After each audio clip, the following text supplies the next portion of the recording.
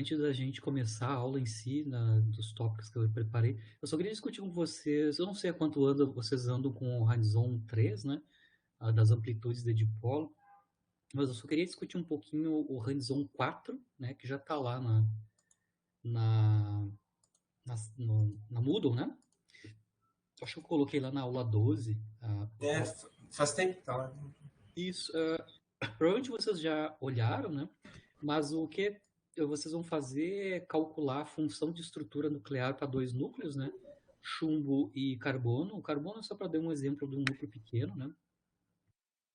Ou seja, vocês vão plugar então a seção de choque de dipolos nuclear de vocês para o cálculo da função de estrutura. Aqui eu vou pedir só F2, tá? A princípio, só F2 para o chumbo e para o carbono, né? Isso é um primeiro passo, é só repetir aquele cálculo só para esses núcleos, né? E principalmente em termos de X, né? E aí sim, ou como o segundo passo, vocês calcularem a razão nuclear, né? A razão nuclear, no final das contas, é uma razão de duas funções de estrutura. Uma é do núcleo A, e outra é do núcleo B. Em geral, o núcleo B ou é próton ou é deutério, né? Em geral, os dados mais antigos têm como função de controle a função por deutério. Então, basicamente, vocês vão ter que calcular, né, a função de estrutura nuclear e dividir pela função de estrutura do deutério, né? B igual a 2, né? E comparar essa razão, né, com dados experimentais. Eu deixei aqui o link dos dados experimentais da razão nuclear, é bem antiga, dos anos 90, né? Claro, vocês vão fazer uma aproximação de como calcular a função de estrutura do deuteron, né? Basicamente, você pode aproximar como sendo duas vezes a função de estrutura do próton, né? Assumindo que a função de estrutura do próton e do nêutron são praticamente iguais, né? Não vou entrar em detalhes do que não é o igual, né?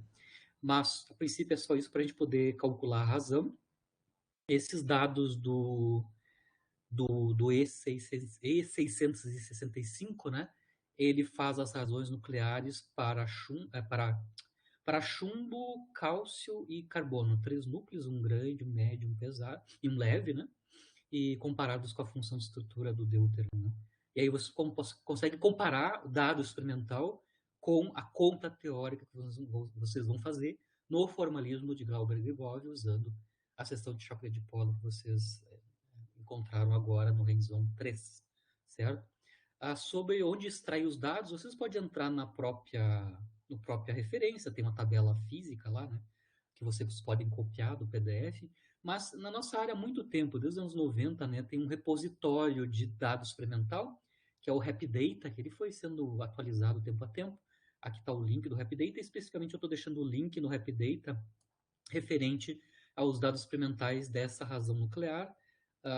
Ela tem várias saídas que vocês já podem importar, né? Ela sai em arquivo Excel, tabela de dados de Excel, no próprio root, né? Para quem usa o root já tem uma saída tipo root e assim por diante. Acho que tem quatro saídas que vocês podem importar os dados, né? São esses quatro aqui basicamente, né? O último é o Excel e outras três opções, né? Ou você pode copiar direto da coisa. Não são tão grandes as tabelas de dados, são poucos pontos. E comparar experimentalmente, né, com a razão teórica, né, calculada. Basicamente é isso. A razão 4 é uma aplicação do que vocês estão fazendo agora, no caso das funções de estrutura. Né? Certo? Alguma dúvida dessa atividade ali? Só. Aí na equação ali para razão, prof. Antes tem um A e tem um B. Uhum. É o número atômico aquilo? Exatamente. São dois núcleos, né? O A é o núcleo em questão, chumbo, carbono e não sei o que, qual é o outro lá? É cálcio, né? E o B vai ser o deuteron, B igual a 2, né? Tem um núcleo que Tá. é de controle, né? Onde os efeitos nucleares são irrelevantes, né? Então, basicamente, a função de estrutura do deutero é basicamente duas vezes a função de estrutura do próton, porque o deutero tem dois nucleons, né? Tem um próton e um nêutron dentro do núcleo. Não, sim, eu só achei estranho mesmo tu multiplicar, mas só para lembrar se É, era isso mesmo ou se significava era notação. uhum. Que a notação é que a razão nuclear para uma determinada função de estrutura seria a FA dividido por A vezes a função de estrutura do nucleon, né? Quando você tem duas razões desse tipo, você está calculando razões das razões, né? E aí você está fazendo, por isso que o B sobe para cima e o A vai para baixo. Né? É só por isso. Uhum. Não, beleza. Esse, eu tô na 3 ainda, de quando chegar nesse eu terei mais dúvidas dele. É que Tem a que ver na razão é prática os assim, artigos. é F2A sobre A, né? Dividido pela F2B dividido por B, né? Ou seja, são as funções de estrutura normalizada ao número de nucleons. Né? A razão Tá. dessas duas funções de estrutura normalizadas pelo número de nucleons, né? Explicitamente. Eu tô. Esses dados são comparados, vocês checarem se a resposta está certa ou não. No artigo do Armesto, que vocês estão usando para calcular o Glauberg-Gov, ele calcula com a GBW qual é que é a comparação da teoria com esses dados, eu acho que é a figura 2 do artigo do Armesto. Porque esses dados ali do E665 são para X suficientemente pequeno, né, onde a gente pode usar o formalismo de polos. Né. Eu acho que está rodando entre 10 a menos 2 e 10 a menos 4, 10 a menos 3 por ali, para o X, né, explicitamente. Certo? Tem um certo detalhe, quando vocês chegarem lá, a gente conversa, mas você tem que saber qual é que é o Q2 correspondente, né? No paper experimental, eles escrevem o Q2 em termos de X. Vocês dêem uma lidinha só no paper experimental, só para entender qual é que é o Q2 que tem que ser colocado, né? A figura da razão em termos de X, né? Mas, a princípio, você teria que colocar o valor de Q2 nas funções de estrutura. Vocês vão ver que esse Q2 é dependente de X, inclusive eles dão uma parametrização lá de como é que é X em termos de Q2. Né? É só esse o único detalhe que tem que dar uma checada antes de fazer a comparação com a teoria. Né? Tá, beleza. Mas quando chegarem lá, a gente discute direitinho. Né? Aí vamos para a aula de hoje, que a princípio a gente na aula passada determinou então, nas últimas 2 ou 3 aulas, né, a gente discutiu então a equação BK tanto no espaço de momento quanto no espaço de coordenadas transversas, até a gente analisou as correções de próxima ordem dominante, né, sobre a BK leading order, né, sem loops, né. A gente mostrou como é que funciona a fenomenologia na aula passada, né, as opções para o kernel, os diferentes tipos de kernel, né, proposições de kernel para RCBK que existe na literatura, mas em nenhum momento a gente explicou como é que é calculado, né, como é que a gente obtém a solução da BK, tanto em leading order quanto a RCBK com o kernel modificado, né? Bom, resolver a BK, no final das contas, independente de que tipo, se é leading order, não é leading order, né? A gente vai ter que resolver uma equação íntegro diferencial, né? Que vai dar a solução, então, da amplitude de dipolo, tanto no espaço de posição transversa ou no espaço de momento transversa. Aí tu vai escolher qual é que é a BK que tu vai utilizar, se é no espaço de momento ou no espaço de posição transversa, né? Isso para partir de uma rapidez nula, a solução da BK te dá a amplitude de dipolo para a rapidez maior que zero. Obviamente, para você resolver essa equação íntegro diferencial, né, você tem que designar, né, tem que dar a condição inicial, né, certo? Como é que é a técnica numérica, basicamente, para resolver esse tipo de equação íntegro diferencial? Existe um método que é muito conhecido para resolver equações íntegro diferenciais, que é o método de Runge-Kutta. A maior parte do pessoal que calcula a solução numérica da BK utiliza esse método de Runge-Kutta para resolver equações diferenciais íntegro-diferenciais. Né? Então, quando você resolve essa equação íntegro-diferencial pelo método numérico, impondo uma certa condição inicial, o resultado numérico é a amplitude de dipolo como função da rapidez e como função da distância, o R ou o K, aí depende de qual BK você está usando. Né? A condição inicial a gente não tem como fazer predição ou dizer qual é que é ela, né? Porque a princípio ela é de origem não perturbativa, lembrando que a condição inicial está numa rapidez muito pequena, né? Zero ou uma rapidez finita, mas pequenininha, né? Subassintótica, né? Então, mas ele não sabe explicitamente qual é que seria, né? essa história de não saber a condição inicial da BK é a mesma coisa de não saber a condição inicial para as equações de Glap, né? A gente não sabe qual é que é a forma funcional das PDFs na escala inicial da evolução de Glap, né? Porque a escala inicial, em geral, é da ordem da lambda QCD, né? Ou está próximo do lambda QCD, onde os métodos de QCD perturbativa não se aplicam e a gente fica dependendo de aproximações não perturbativas, né, para estimar a forma funcional dessas condições iniciais. Mas na literatura, em geral, né, existem dois tipos de condições iniciais que são utilizadas. Obviamente, as condições iniciais elas são bem fundamentadas, né? Elas basicamente utilizam condições iniciais vindas de amplitudes de dipolos fenomenológicas que funcionam, né, para descrever dados experimentais, né? Por exemplo, o caso típico é condições iniciais para amplitude de dipolo tipo GBW, né? Aqui está a forma da amplitude GBW, vocês conhecem, né? Eu estou falando que é tipo GBW porque não é exatamente a GBW, se permite ainda que a potência da quantidade R2, QSAT quadrado dividido por 4, está numa potência gama, né? Lembrando que o gama na GBW original é exatamente 1, né? Mas o pessoal na literatura ainda deixa um parâmetro livre gama, né, para ser fitada, né, contrastada com os dados experimentais. Mas as condições iniciais tipo GBW são essas, né? Basicamente eles tomam a forma funcional em R da amplitude de dipolo. Obviamente ela é calculada em rapidez nula, né? Isso significa que eu vou ter uma escala de saturação inicial, que é o QSAT 0 ao quadrado.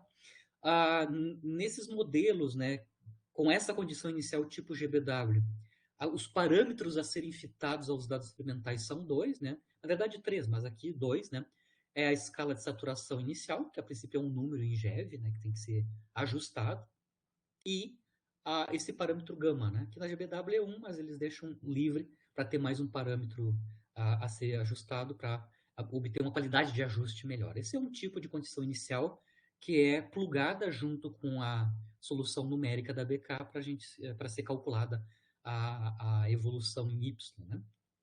Outro tipo de condição inicial bem utilizada, na verdade a maior parte dos trabalhos usa essa condição inicial, são condições iniciais tipo MV, vocês já estão trabalhando bastante com isso, né? Então se assume como condição inicial para amplitude de dipolo em y igual a zero, basicamente a expressão da amplitude de dipolo, que a gente até derivou em aula, né? Para o modelo MV, né? Lembrando que no modelo MV não existe dependência em rapidez, né, na escala de saturação, né?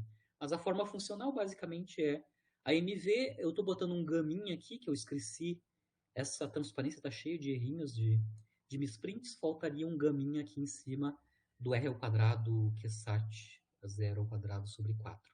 De novo, os dois parâmetros já ajustados são o gama, né, e o QS0. No artigo do LAP do Mantisari, eles colocam até mais uma constante de fit, que é a função, a constante E, acho que é EP que eles chamam, né? Que é que vocês estão usando no Hands-on 3C, né? Existe um trabalho fenomenológico onde eles adaptam, colocam um parâmetro a mais aqui acompanhando o número de Euler E aqui na MV, né? Por que esse E está aqui, né? Porque é para garantir que para R muito grande, né? Para R assintótico, né? De polos muito grandes, onde esse primeiro termo é nulo, né? O resultado do logaritmo seja finito. Na verdade, vai dar 1, né? Porque para R muito grande, esse logaritmo dá 1, né? O logaritmo de E é 1, e aí a forma funcional retorna a forma funcional assintótica da GBW.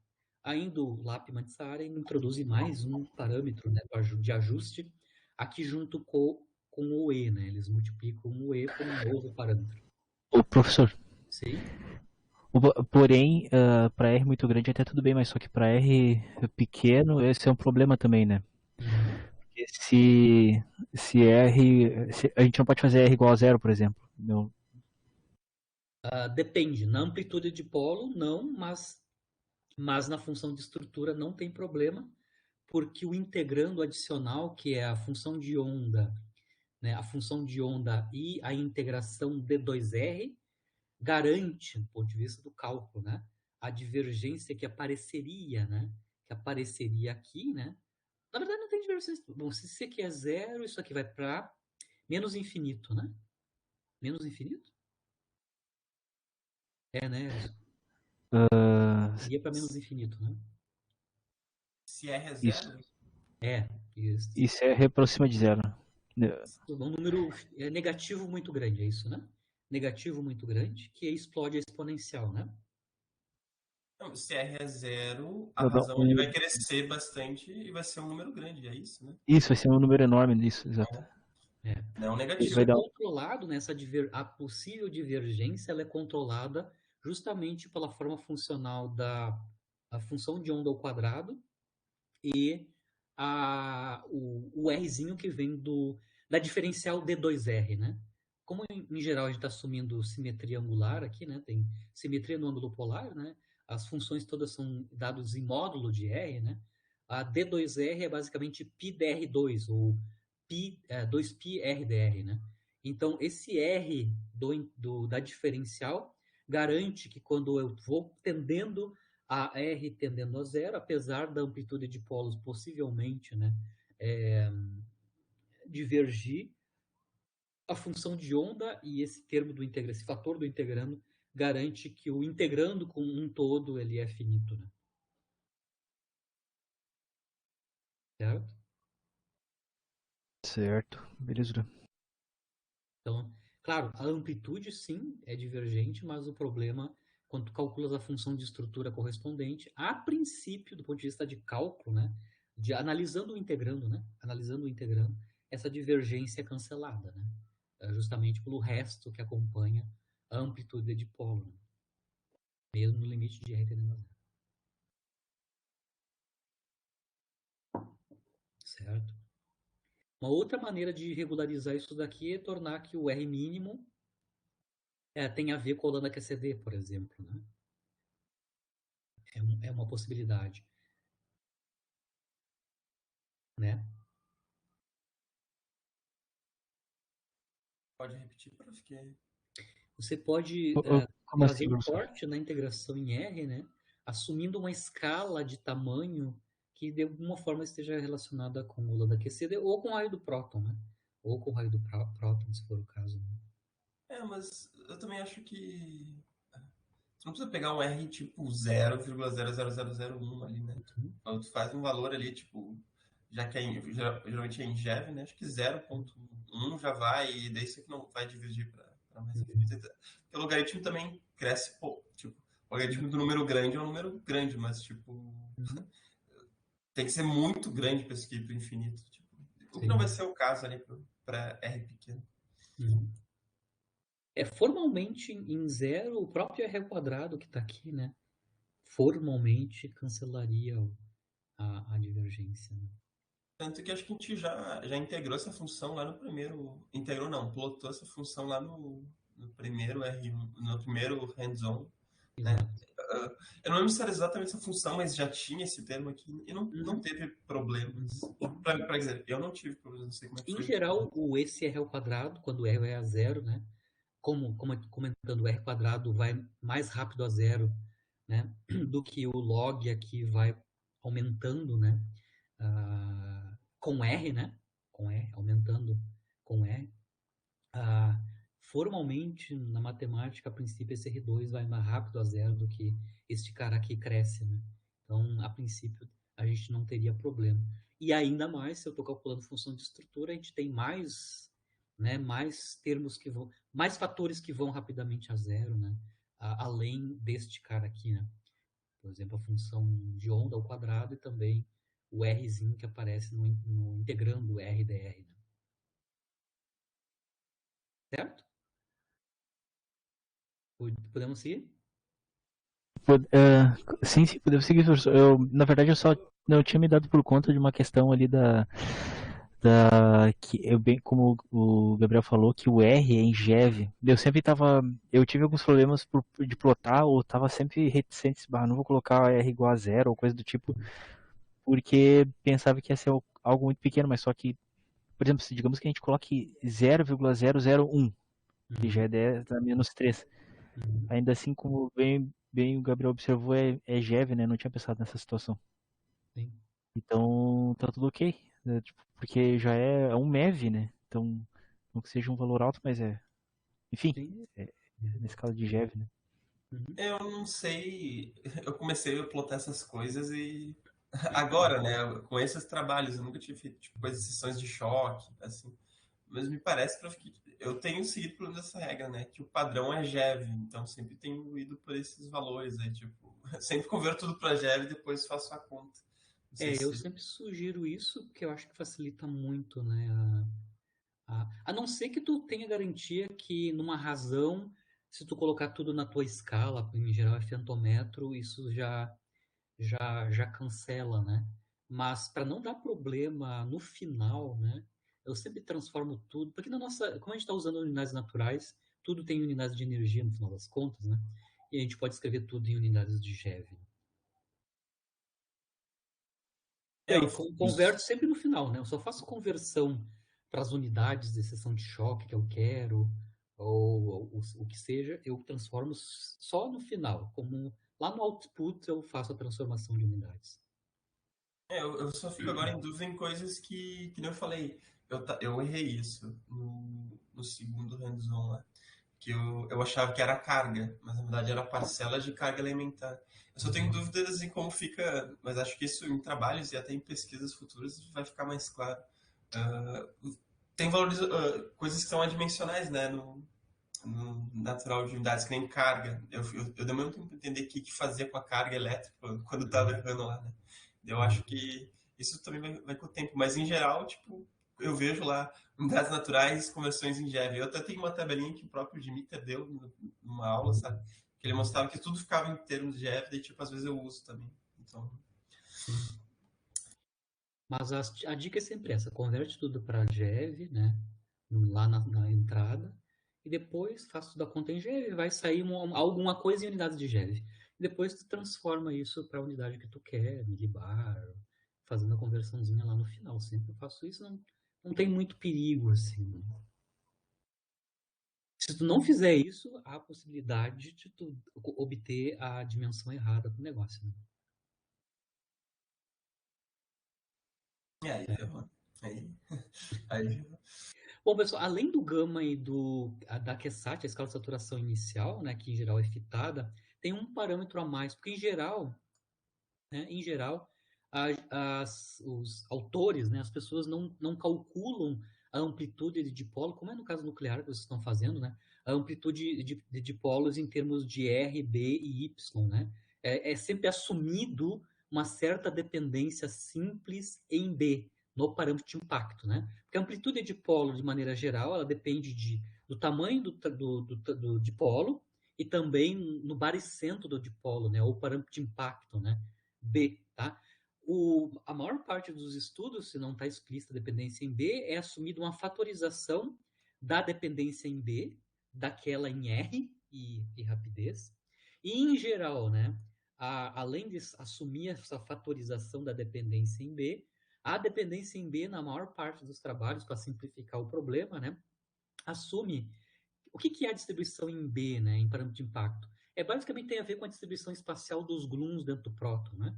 Quando você assume, que em geral é assumido, né, uma função de Heaviside em B quadrado, né, ou seja, uma Heaviside, que é o raio do próton ao quadrado menos B2, significa que a gente está assumindo que a distribuição espacial de gluons dentro do próton do núcleo é uniforme, né? É uniforme dentro desse núcleo. Basicamente, a maior parte dos autores simplifica a análise do parâmetro de impacto, assumindo um núcleo uniforme, um alvo uniforme e muito grande, né? Obviamente, quando você integra isso em parâmetro de impacto, né? Integra em parâmetro de impacto, ou seja, quando você integra a amplitude de dipolo de R e YB no parâmetro de impacto, você vai ter que integrar esse perfil que depende do parâmetro de impacto nesse modelo de densidade uniforme, né? O resultado da integração da função de Heaviside, né, vai nos dar então, obviamente, como eu tenho dependência em B quadrado, ou seja, uma dependência apenas no módulo de B, né? A integral em D2B vai virar uma integral em π dB2, né? SB2.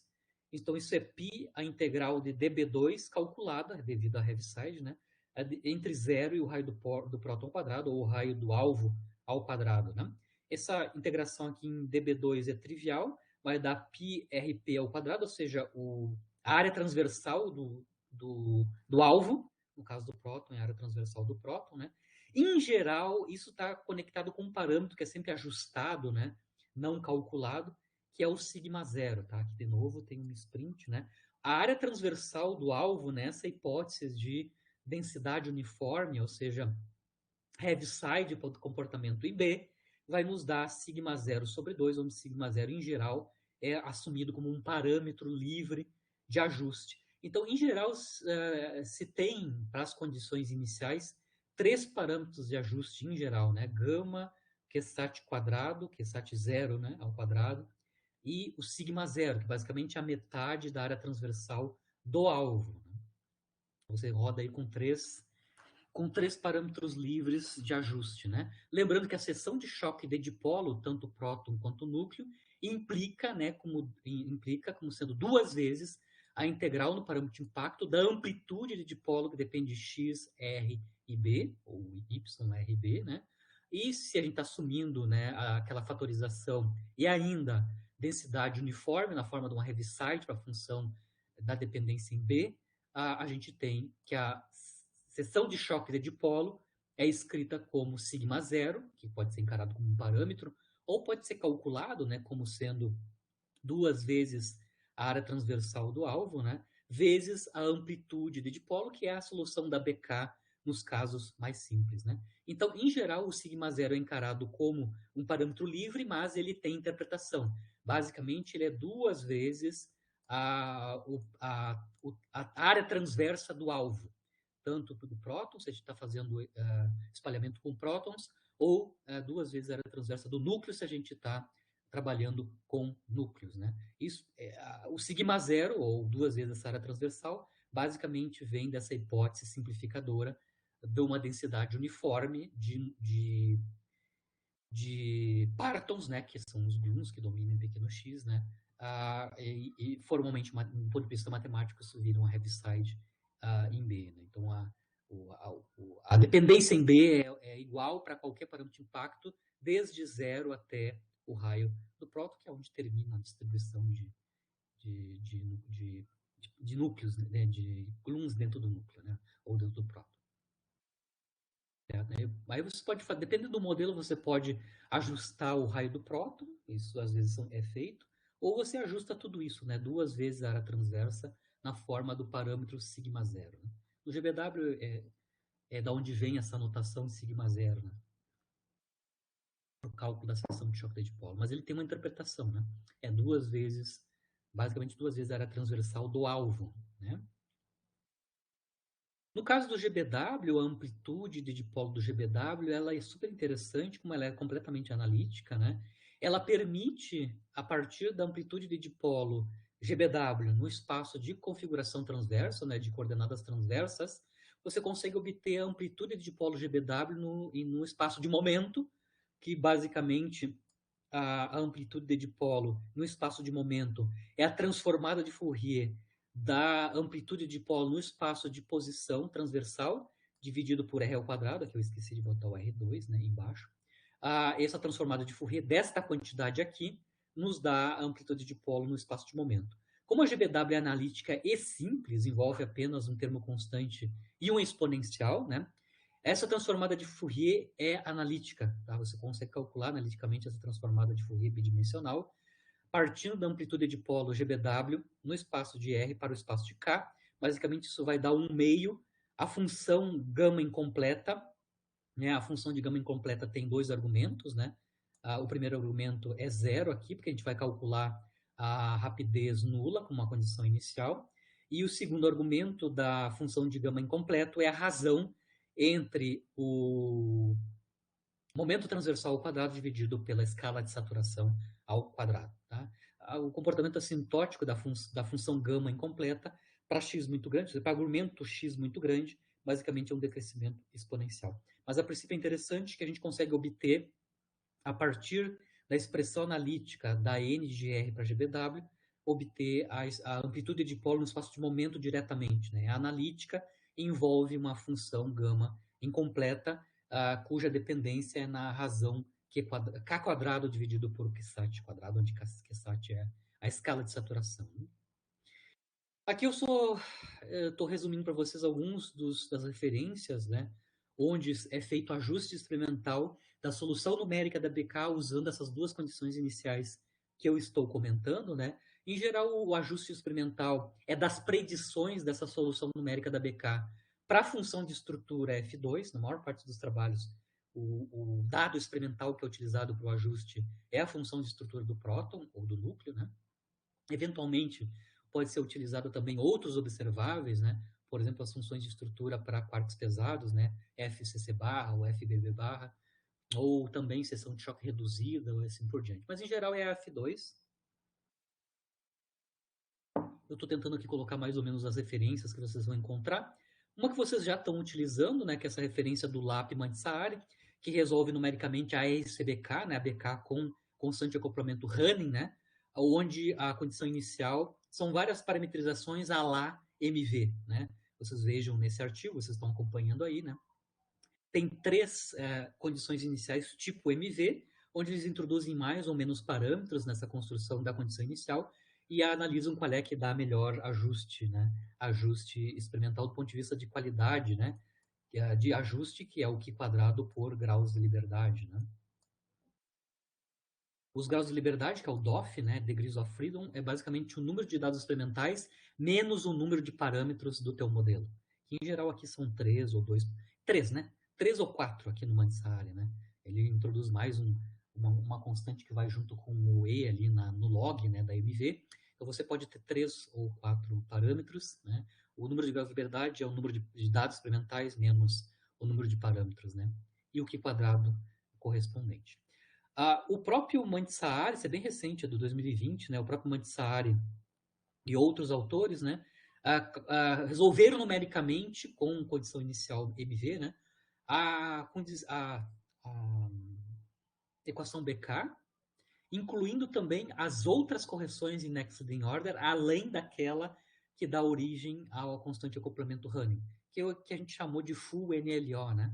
Todas as correções de próxima ordem dominante. Tá? Eles conseguiram calcular numericamente a solução numérica da BK com outras correções além de próxima ordem, além da honeycoupling. Né? Isso em 2020, e compararam com a função de estrutura F2. Né? Então, existe já fits com a full NLO, né? Para F2. Esses 2 artigos basicamente usam condições iniciais tipo MV, mas tem outros autores que também utilizaram a GBW e a MV em conjunto, para fazer ajustes experimentais. Acho que o primeiro paper com ajuste experimental da BK com honeycoupling foi esse artigo do Albacete. Lembrando que o Albacete, né, analisou com Kochegov, naquele artigo de 2007, né, a expressão do kernel, né, qual é que é o resultado numérico do kernel de Kochegov-Weigert, né? Então, nesse artigo do Albacete, que é uma tralha de gente, é o Armesto, o Albacete, uma monte de gente, lá de Santiago de Compostela, eles usam 2 condições iniciais, o GBW e o MV. Eu acho que vocês também viram esse artigo lá no Hands-on 1, né? Lá no Hands-on 1, vocês analisaram, né, esse artigo do Albacete, né? Onde eles usam 2 condições iniciais, a MV e GBW, né? E analisam qual é, que é a qualidade do fit para esses 2 tipos de condição inicial, né? Em 2011, isso aqui, né? Existem outros autores que também calculam o resultado numérico da equação BK com constante de acoplamento Running, que não é o grupo do Albacete, e nem, vocês vejam que tem domínio de grupos, né? Tem um grupo do LAP, que calcula a BK em Next Leading Order, né? O Mansaari foi aluno de doutorado do LAP, que agora é professor lá também, mas é o grupo da Finlândia, né?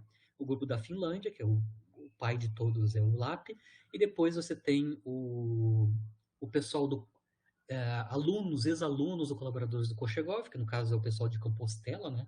O Albacete e o Armesto, né? Mas também tem um grupo na República Tcheca, né? Que é esse povo aqui, né? onde o professor, acho que mais sênior é o Cepila ou o Contreras, né? Onde eles também fazem análises fenomenológicas, né, de ajuste experimental da solução numérica da BK.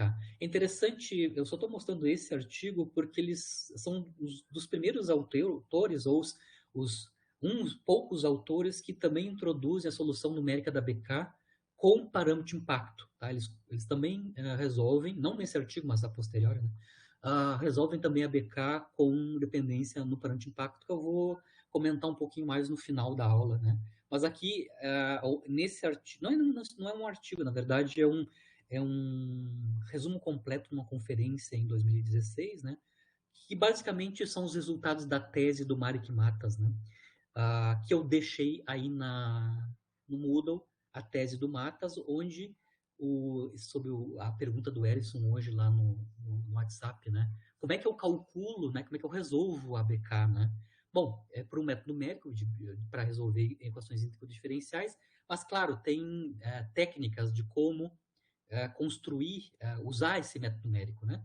Por exemplo, eu deixei a tese do Matas, e na tese do Matas, um dos capítulos é justamente como é que você calcula numericamente a solução da BK RC, né, com constante acoplamento. Ele vai mostrar a técnica, né, que é basicamente Runge-Kutta, né, e as tecnicalidades, né, tecnicidades de como usar essa método numérico, né, para resolver a RSBK com uma determinada condição inicial. Tá lá no Moodle, tá a tese do Matas, e você pode olhar com mais detalhe como é que é feito um cálculo numérico.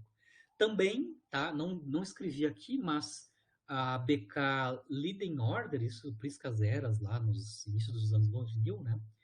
O Richard Ember, que era um doutorando lá em Uppsala, na Suécia, ele foi um dos primeiros caras que resolveu a BK Leading Order, né? Sem a correção de constante acoplamento Running, né? E lá também ele usa justamente esse método de Runge-Kutta para resolver. A vantagem lá do código do Emberg, né? Que eu também deixei o link do código do Emberg, né? É justamente que ele abre o código, né? De como é que são os passos de cálculo, né? Eu acho que está em C++, né? Como é que você faz o uso da técnica numérica em C++ para resolver a ABK em linear order, né? Sem, obviamente, com o kernel mais simples, né? O kernel... Oi? Um herói, né? É um herói quando o cara pega o código assim e ainda comenta. Ajuda muito. Eu lembro que é um dos primeiros códigos assim numéricos que foi disponibilizado, inclusive, na literatura, né? Foi o do Emberg, né? O Richard Emberg, enquanto acho que ele já era ainda era doutorando lá em Uppsala. Né? Mas depois, claro, isso vai ser essa técnica adaptada para o caso. Por que vai mudar da BK com leading order para a BK com constante acoplamento running, por exemplo? É só alteração do kernel, né? Basicamente, né? Se você não vai analisar aquele termo de subtração, basicamente a novidade é a modificação do kernel. Mas a técnica numérica de resolver é exatamente a mesma, né? Ela é mais demorada porque tem mais dependência em K ou R, né? Mas a técnica numérica é exatamente a mesma. Né? Em geral, é técnica método de Runge-Kutta para resolver equações diferenciais íntegro diferenciais. Né? Mas olha a tese do Matas, que é mais recente, né? Lá tem um capítulo especificamente mostrando como é que é a técnica, o uso da técnica, qual é que é os cuidados que tem que ser ter para calcular, para garantir convergência, né? Convergência do código e tudo mais. Está bem detalhado lá na tese do Marek Matas, né? Que é o grupo da República Tcheca, né? Praga, um grupo de Praga. Além da solução numérica, que eu disse a alguns autores, eu não esgotei todo mundo que calcula numericamente a BK, eu estou colocando os principais, né? A gente também pode encontrar algumas soluções analíticas assintóticas, né? Em alguns regimes ou em algumas aproximações para BK, né? Eu vou fazer essa análise com vocês um pouquinho aqui, né? No sentido de tentar entender qual é que seria um comportamento assintótico ou principal, né? Lembrando que a BK ela dá evolução na rapidez, né? Então, o que eu espero por métodos aproximados o comportamento em rapidez, né? E em formas simplificadas da BK, né? Para fazer essa análise, eu vou iniciar então com a BK e leading order, ou seja, sem a constante de acoplamento running, né? Que está escrita desta forma, né? De maneira geral, né? Inclusive aqui pode ser tanto o leading order quanto a RCBK, né? A única alteração vai ser no kernel, né? Então está aqui escrita a BK em espaço de coordenadas transversas, né? Do lado esquerdo, então a gente tem a derivada parcial da amplitude de polo em R em termos da rapidez, no lado direito a gente tem integral, né? A variável de integração R', né? Do kernel, aí o kernel pode ser mudado, pode ser o leading order, pode ser com alpha S running, com aquelas prescrições possíveis, né? De Paulo Pai, Balitsky ou Kochegov-Weigert, né? Ou até mesmo a conta NLO da BK, mas principalmente só a alteração do kernel. E, claro, multiplicando o kernel, a gente tem as amplitudes de dipolos, né, calculada em tamanhos transversais distintos, né, em cada termo, e o principal, no caso da BK, é o termo quadrático, né, ele que dá as correções de múltiplo espalhamento ou de saturação, né, que deve dominar em grande rapidez, né. Mas, basicamente, essa aqui é a cara geral da BK, tanto com ou sem, né, constante acoplamento running. Lembrando que alfa S barra é alfa S multiplicado pelo número de cores dividido por π, que basicamente é alfa S, né, porque 3 dividido por π é da ordem de 1. Né? Então, basicamente, o alfa S barra é da ordem de alfa S. Certo? Essa é a cara geral, né? A gente pode, a partir dessa equação BK, construir um toy model, né?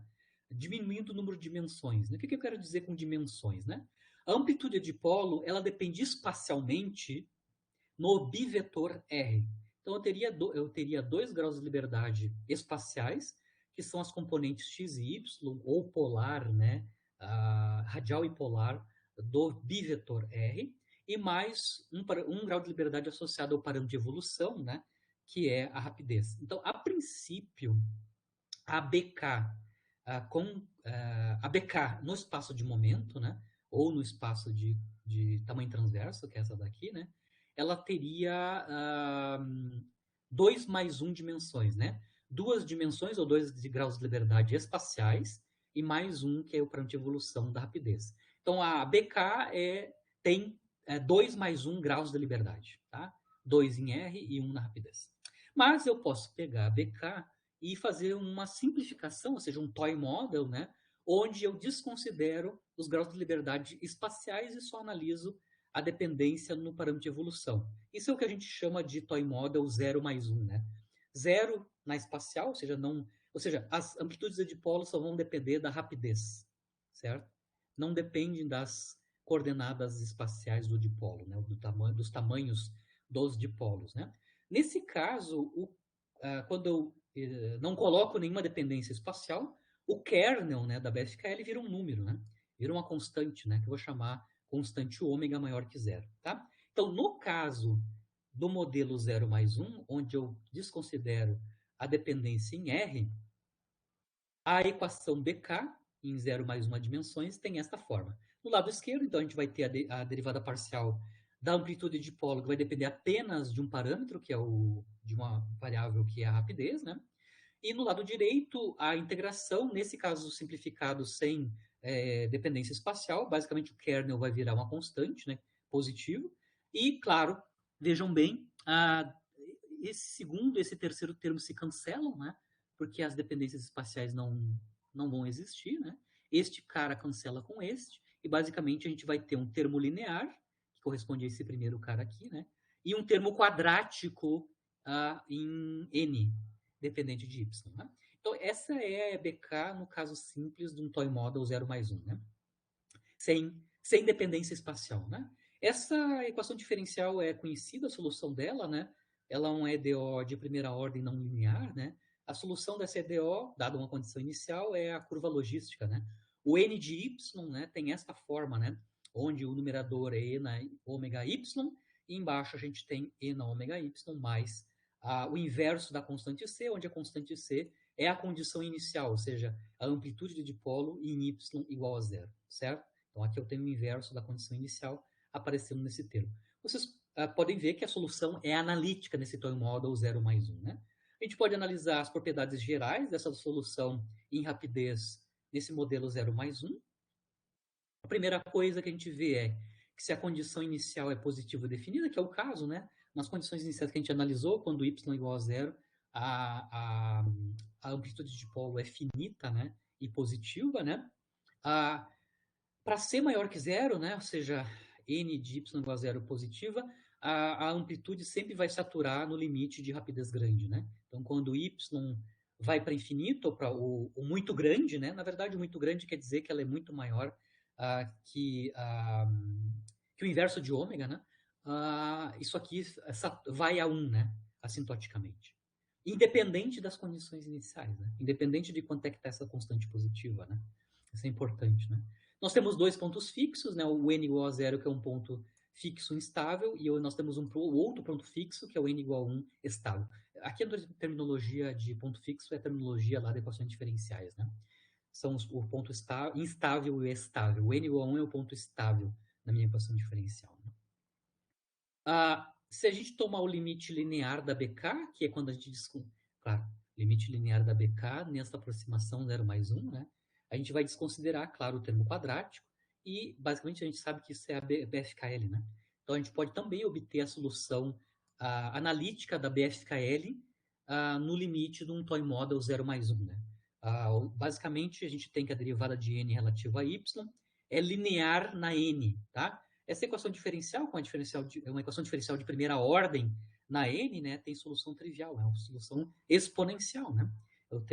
Dá para resolver por separação de variável, né? Eu tenho dn sobre n igual a ômega dy, né? Então a solução é basicamente exponencial e na ômega y, né? Então a gente já sabe tanto a solução da BFKL no modelo 0 mais 1, né, no modelo brinquedo 0 mais 1, onde eu tenho um crescimento brutal, né, uma explosão da amplitude de dipolo não controlada para a rapidez grande, e o resultado da inclusão do termo quadrático na BK é justamente conseguir a saturação da amplitude de dipolo em termos da rapidez. A outra coisa que a gente mostrou, dá para mostrar, né, é que se o y é suficientemente grande, ou seja, essa evolução em y foi suficientemente grande, né, a solução que a gente vai obter, né, que é tendendo a n igual a 1, né, é independente das condições iniciais. Você consegue ver aqui claramente, né? Independente do número que eu coloco aqui, isso é a condição inicial, na verdade o inverso da condição inicial. Para y muito grande, o comportamento assintótico da n de y para y muito grande é basicamente independente dessa condição inicial. Essa propriedade da independência das condições iniciais para rapidez grande, ela se mantém, né? Ela se mantém também na versão 2 mais 1, na versão completa da BK, e inclusive também na versão 4 mais 1 da BK. Tá? A gente, mais no final da aula, a gente vai analisar a equação BK com dependência no parâmetro de impacto. Com isso, a gente introduz mais dois graus de liberdade, né? Que são as duas componentes, por exemplo, cartesianas, do parâmetro de impacto B, né? Então, no caso completo, né, quando eu estou analisando a BK com parâmetro de impacto, os graus de liberdade completos são 4 mais 1, né? 2 do R, 2 do B e mais 1 da rapidez. Então, no caso completo, se tu está calculando a BK com parâmetro de impacto, né? Com dependência do parâmetro de impacto, você tem, você tem 5 graus de liberdade no total, né?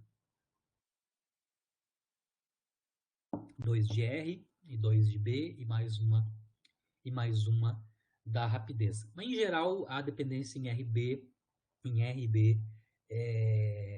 em termos do módulo de B, isso a gente consegue reduzir um pouco o número de graus de liberdade. Mas, formalmente, com parâmetro de impacto B, nós teremos até 5 graus de liberdade na BK. Mas, por enquanto, a gente está fazendo a versão 2 mais 1, né? 2 da espacial em R e mais uma na variável de rapidez. A gente ainda pode construir ainda um modelo de brinquedo, que é o que a gente está analisando, essas soluções numéricas que eu estava comentando com vocês, né? Mas, basicamente, são toys models 1 mais 1, né? Por quê? Porque está sempre sendo assumido, principalmente lá na BK, no espaço de momento, né? Que a dependência em R, né? A dependência espacial em R, né? Na verdade, na amplitude de dipolo, né? na verdade, em termos do módulo de R. Então, a princípio, ao invés de eu ter um problema com 2 mais 1 graus de liberdade, 2 do R e 1 da rapidez, como a amplitude de polo é assumida a depender apenas do módulo de R, né? Isso tem um nome que é a invariância translacional, né? O fato de a gente estar assumindo que a dependência em R no módulo de R, né? Faz com que, na maior parte do tempo, o pessoal esteja resolvendo a BK 1 mais 1, né? 1 mais 1 dimensões. Uma da rapidez e uma espacial na forma do módulo do tamanho do dipolo. Bom, as características que a gente viu aqui nesse caso de brinquedo 0 mais 1 também vão se manter no caso 1 mais 1, né? Quando a gente agora introduz a dependência espacial na forma do módulo do tamanho do dipolo. Todas as características que a gente viu se mantêm lá, ou seja, para rapidez grande a amplitude tende a 1, é um ponto estável, né? Para a rapidez pequena ou rapidez pequena, a amplitude é pequena também, né? A única novidade, quando a gente introduz um parâmetro a mais, né, um grau de liberdade a mais, que é o módulo de R, que é esse parâmetro associado a espaço, né? É a transição, já vou mostrar aqui, a transição na N, né, em termos da rapidez, de N pequeno para N tendendo a 1, a transição dessa saturação vai depender da razão, da rapidez, né? Ou seja, a transição dado um R, né? A transição do N pequeno para o N grande, dado um R fixo, né? Depende da rapidez, tá? A gente já sabe, cada cara quer saber, né? Que para a R menor, que é o inverso da escala de saturação, a amplitude de polo é pequena, nesse caso 1 mais 1, né? E para R maior, que é o inverso da escala de saturação, a amplitude de polo é da ordem de 1. Obviamente, a transição está clara, né? A transição do N pequeno para o N grande depende da rapidez. Tá? O que eu estou fazendo aqui são dois gráficos que basicamente eu copiei lá da revisão, do review, né? Da Ana Stastos, que eu sempre indico para todo mundo que faz QCD perturbativa, leia, né? Estude. É esse review da Ana Stastos de 2004, né? Onde ela revisa as equações de evolução não lineares na QCD. A Ana Stastos faz esse gráfico, por exemplo, né? Onde eu tenho no modelo 0 mais 1, né? O 0 mais 1, onde a amplitude de dipolo em termos da rapidez, em termos da rapidez, é escrita para uma condição inicial tal que a constante C, que é a amplitude de dipolo calculada em y a 0, é 0,01. É só para comparar, né, o caso linear, que é a solução da BFKL, no modelo de brinquedo 0 mais 1, e a amplitude de polo na BK no modelo 0 mais 1, né? No modelo 0 mais 1. Eu vou só ter que parar um pouco aqui. Eu vou ter que parar um pouco porque eu tenho que pagar uma coisa. Só um momentinho. Tá, pode fazer. Infelizmente, eu vou ter que parar aqui. Podemos seguir. Vamos seguir. Pagou tudo ali? Pagou tudo certinho, professor? Na verdade, Qualquer já estava coisa. pago, não precisava ter descido lá. Ah, tá. Não, Já qualquer tinha coisa eu pago. te emprestava um dinheiro, alguma coisa, não sei. Vamos fazer um pix aí, né? Fazer um pix. Tá. Eu estava comentando aqui no 0 mais 1, né, da BK 0 mais 1. A Ana, então, aqui faz o gráfico da amplitude de polo em termos de Y, né, que é o único grau de liberdade. Aí em azul a gente tem a curva saturada, que é a BK 0 mais 1, né? E aí em vermelho é aquele crescimento exponencial, né, na rapidez, que é a BFKL, que é o limite linear da BK, né, para uma determinada condição inicial aqui, só para a gente entender como é que funciona o processo, né. Aqui já é a versão Toy Model 1 mais 1, né, onde a gente está em R e Y, né, aqui ela faz para dois R's, né, um R pequeno e um R grande, né, um R 0,48, acho que é unidades de GeV, e 4,8 em unidades de GeV, mostrando o que acontece nas curvas em azul, é a BK 1 mais 1, né? O que a gente vê é que a transição, né, da pequena amplitude para a saturação em 1, né, que é o valor assintótico da N, ela depende, né, depende da rapidez, né? Ela está localizada, a transição está localizada em rapidezes distintas, né? Que dependem do valor de R, basicamente, né? E também ela faz aqui o gráfico em vermelho, né? Para esses dois R's, né? Da dependência em Y, no caso da BFKL, né? No modelo 1 mais 1. A gente também, além desses modelos de brinquedo, né, simplificados, a gente também pode encontrar soluções analíticas resolvendo explicitamente, claro, com aproximações, né, a, a própria equação BK. Na verdade, não a BK, na verdade, a gente vai resolver aqui aproximadamente, né, a versão linearizada da BK, que é a BFKL, né? Mas, tendo a BFKL, a gente entende mais ou menos como é que é o comportamento, né, da solução geral. Na verdade, encontrar a solução analítica da BK, por exemplo, é um tópico de estudo atual. Se vocês olharem nos artigos do REP aí, né, nos últimos anos, tem vários autores que estão tentando obter soluções analíticas ou semi-analíticas, né, para a BK. Tá? Aqui eu vou fazer o resultado analítico para aproximação analítica para a BFKL. Isso já é bem conhecido há muito tempo, né, mas sempre é feito do ponto de vista didático, porque ela mostra as características principais, tanto em rapidez quanto em momento transversal. Tá?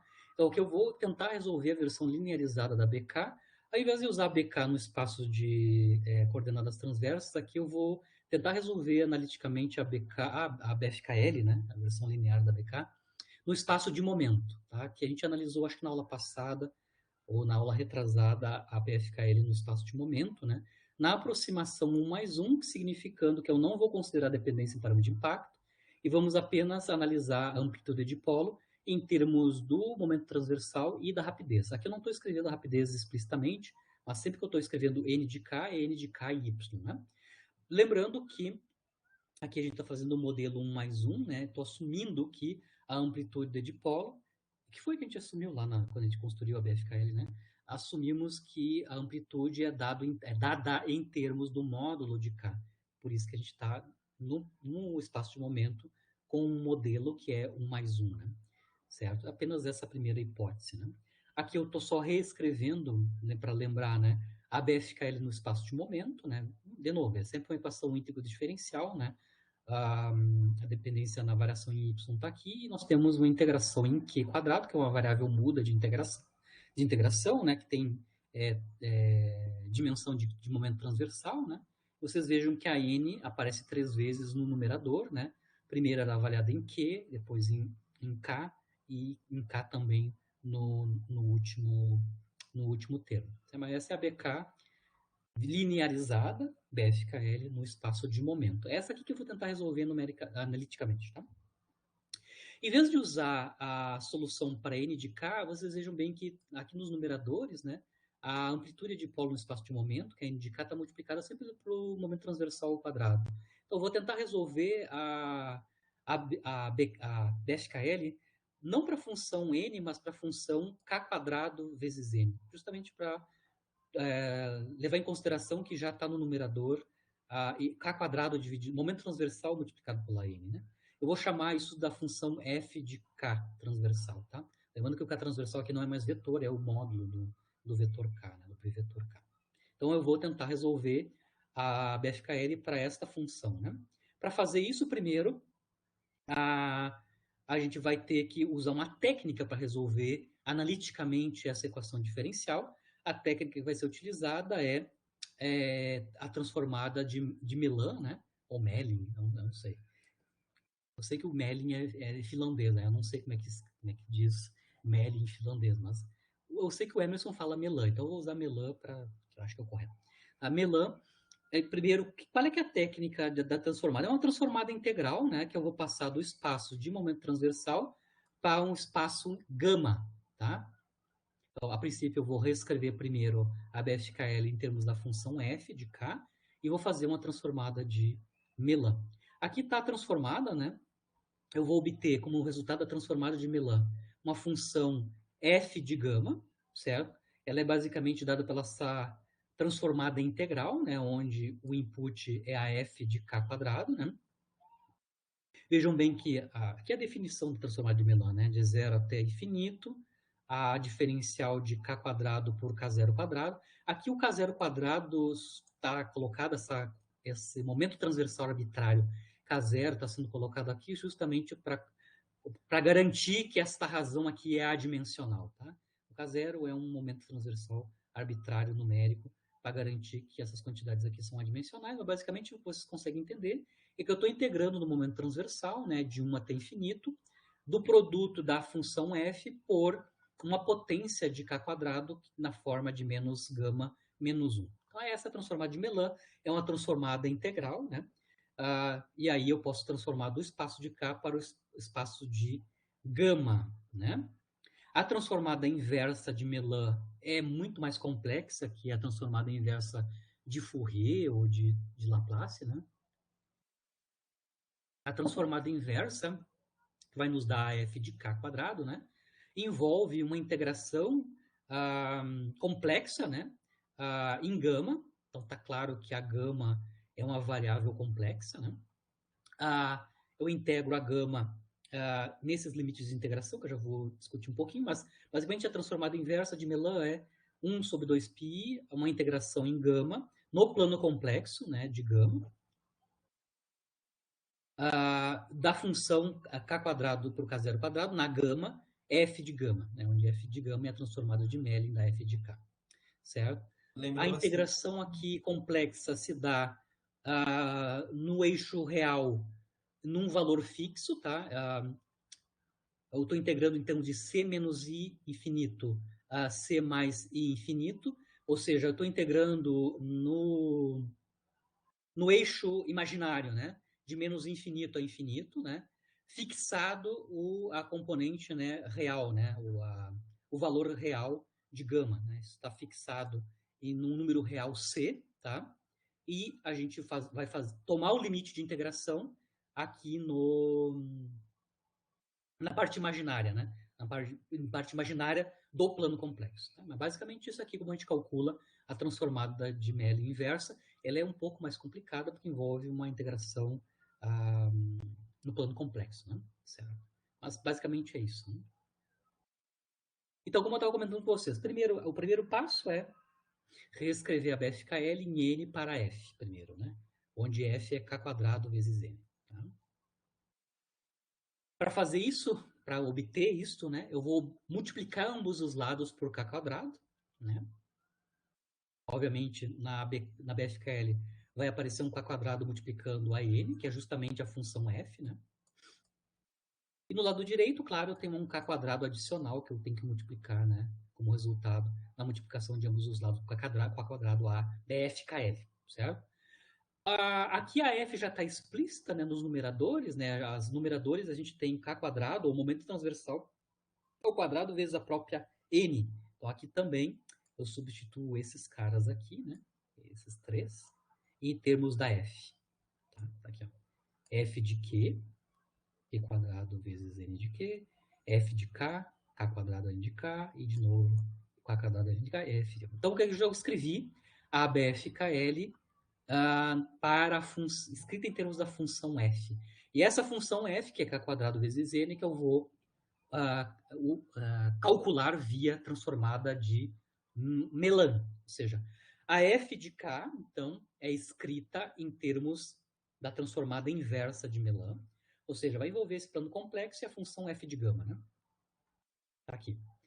Fiz essa substituição no lado esquerdo, né? Tá aqui, certo? Obviamente, aqui a derivada em y vai ser tomada na função f de gama, que é a transformada de Melan da f de k, a menos as outras coisas, né? A integração complexa, o k quadrado na gama. E a mesma coisa no lado direito, né? No lado direito, a gente vai ter integração complexa, em gama, todas aquelas coisas, e mais as integrais, né? A integral em k, em q quadrado, né? A integral em q quadrado tem que ser tomada do lado direito, além da integração complexa, né, da função f de gama. Então, aqui eu só estou escrevendo explicitamente a substituição das f's de k e f de q aqui dentro do integrando, né? Aqui dentro do integrando, né? A f de q é q quadrado sobre k0 quadrado na gama, vezes a f de gama e a integração complexa, e assim por diante, né? Todos os três termos de f são escritos em termos de f de gama. Esse termo especificamente aqui, que é q quadrado sobre q0, k quadrado zero, na gama pode ser simplificado, pode ser reescrito, né? Q quadrado dividido por k0 quadrado na gama pode ser escrito em termos da razão k² por k0² na gama, Q2 sobre K2 na gama. Dá na mesma coisa, tá? É importante porque a gente vai precisar escrever o meu integrando em Q² escalado, né, na razão Q sobre K², ou seja, Q2 sobre K2. Então, basicamente, eu só substituí aqui, né, as Fs em termos da transformada de Melan inversa, né? Eu só vou analisar aqui a integração em Q² adicional no lado da direita, certo? Eu só estou escrevendo aqui explicitamente a integração em Q2, né? E todo mundo que depende de Q2 aqui, todos os integrandos em Q2. Se eu verificar aqui esse denominador, né? Que é módulo de K² menos Q2, e esse segundo denominador, que é 4Q na quarta mais K na quarta, K perp ao quadrado, na quarta, né? A gente pode fatorar aqui o K² nesse primeiro termo, o Q na quarta, K na quarta nesse segundo termo, certo? E com isso a gente vai ter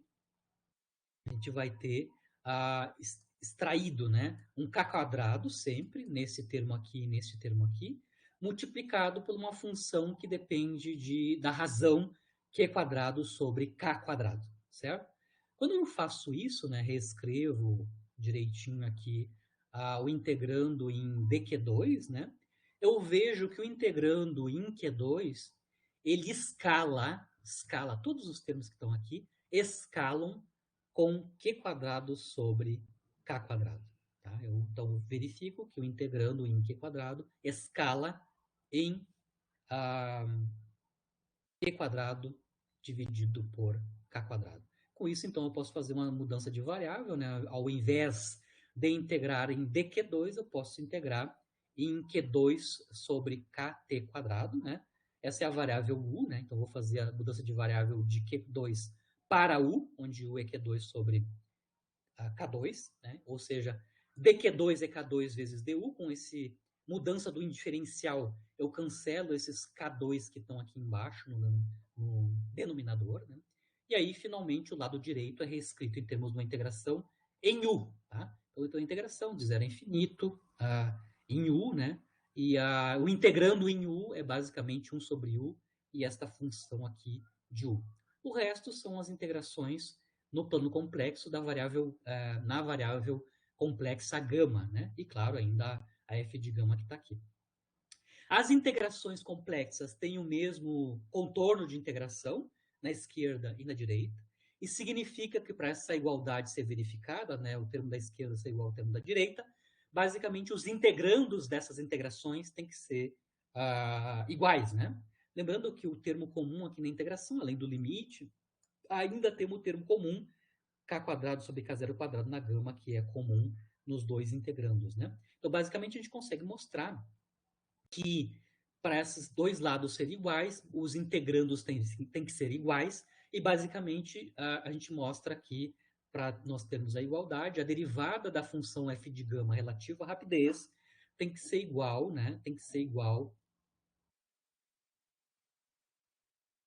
a esta criatura aqui, ó, multiplicada por f de gama, claro, né? Vejam bem que essa criatura aqui, depois que eu integro em U, ela é uma função de gama, né? Ou seja, a integral em U me dá como essa integral indefinida, né? Em U me dá uma função de gama. Então, tá claro que a igualdade, né, dessa relação aqui, a igualdade desta relação aqui implica que os integrandos são iguais, e a implicação que os integrandos são iguais implica que essa equação aqui tem que ser satisfeita, né? É uma equação diferencial para a função f de gama, que é a transformada de Melan da função f de k, né? A gente vê que ela obedece a essa equação diferencial na rapidez, né? A derivada da f relativa a y é igual a k de gama. K de gama aqui é justamente alfa s barra multiplicado pela função de gama que está dada pela integral em U e a própria f de gama, né? Lembrando que eu não coloquei aqui explicitamente, mas a minha f de gama, na verdade, a minha função f de gama, ela também depende explicitamente da rapidez, né? É uma f de gama y, né? f de gama e y. Certo? Mas eu tenho uma equação diferencial de primeira ordem na rapidez. Tá? Lembrando que a função k de gama depende apenas de gama, e a única dependência na rapidez está na função f de gama y. Bom, essa equação diferencial de primeira ordem dá para resolver por separação de variável, né? É a derivada de f por f e a integral e a derivada e a integração em y da função k de gama, né? Isso dá um resultado trivial, né? Aqui eu estou só mostrando quem é a minha definição da função k de gama, é alfa s barra multiplicado pela integração em u, né? De zero a infinito. A solução é trivial, né? EDO de primeira ordem, resolve por separação de variável. A função f de gama e y, né? É a função f de gama calculada na rapidez inicial, né? Multiplicado por uma dependência exponencial na rapidez, onde a rapidez está sendo multiplicada pela função k de gama, né? Função k de gama. Mas a solução, né, da transformada de Melan vindo da equação da FKL no espaço de momento é uma dependência exponencial na rapidez. Detalhes desse crescimento exponencial vai depender da função k de gama, né? Que basicamente tem a ver com o kernel da BFKL, né? No espaço de momento. Muito bem. É a partir dessa função aqui que a gente vai tomar aproximações, né? Para fazer aproximações dessa função exponencial, eu preciso saber detalhes de como é que é o comportamento da função k em termos de gama, né?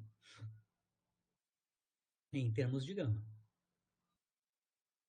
Lembrando, se eu consigo resolver, né? Se eu tenho a f de gama y, eu venho aqui na transformada de Melan inversa, né? Ó, se eu tenho o resultado da f de gama, que é aquele comportamento exponencial na rapidez, né? E claro, mais a dependência em gama na função k de gama, né? Faço essa integração no plano complexo e eu vou obter a função f de k, né?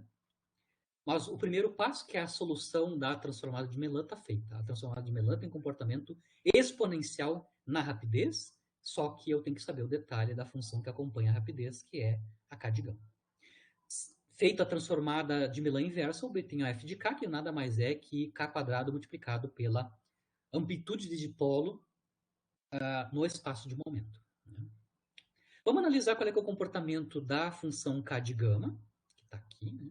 Que é essa tralha toda aqui, que é a integral em u a menos do alfa s barra. Né? Essa função k de gama ela pode ser escrita de maneira compacta, essa integração aqui, né? É escrita de maneira compacta em termos da função de gama, tá? Então, só para lembrar quem é a função de gama, a função de gama psi de x, né? Basicamente, é a derivada em x, é a derivada da função logaritmo da função gama, né? A gama, né? Então, a derivada da função, a derivada do logaritmo da função gama me dá a função de gama. A função de gama, basicamente, é a derivada da função gama dividida pela ela mesma, tá? Gama' por gama, tá? O que a gente vai tentar fazer para escrever o k de gama em termos da função de gama é usar a representação integral da função de gama, que é essa daqui, tá? A função psi de s, ou psi de x, né? Aqui eu estou falando psi de s, né? É integral de 0 a t1 em x, de x na s menos 1, dividido por x menos 1, onde o parâmetro aqui é s, tá?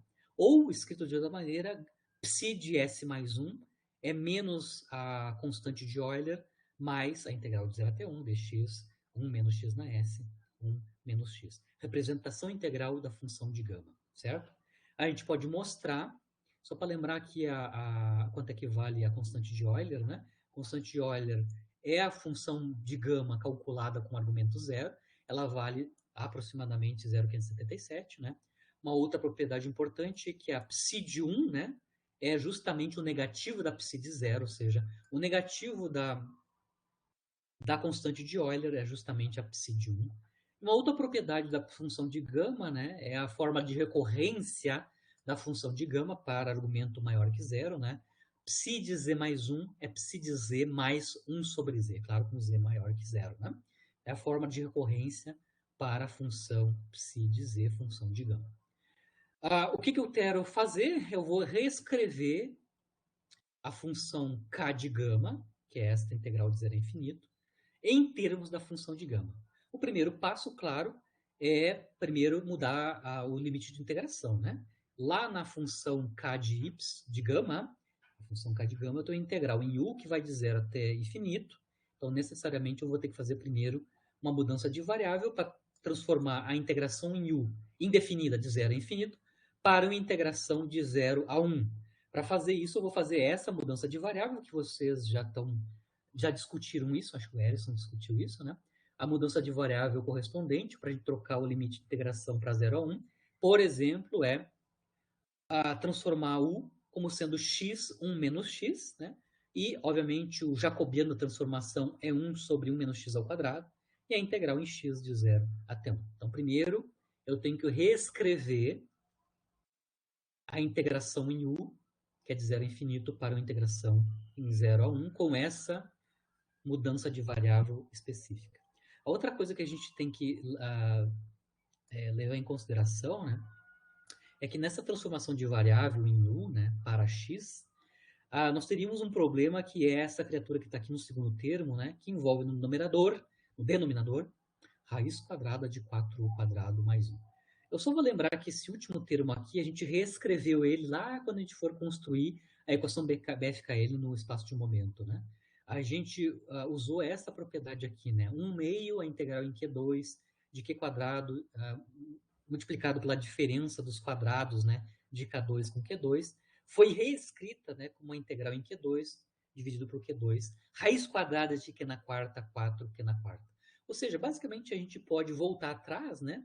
Reescrever o denominador desse segundo termo, né?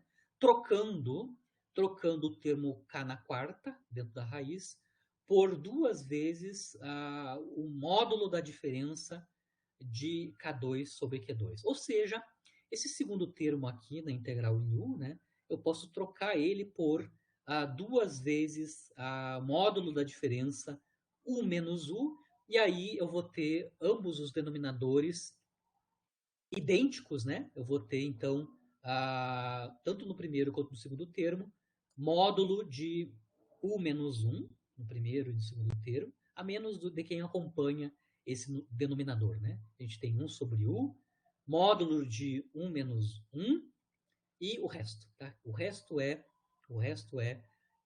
U na gama e depois menos 1 mais 1 meio, né? Menos 1 mais 1 meio, que é menos 1 meio. Tá? Então é só uma outra forma de escrever o segundo termo para se livrar dessa raiz quadrada com u quadrado ali embaixo.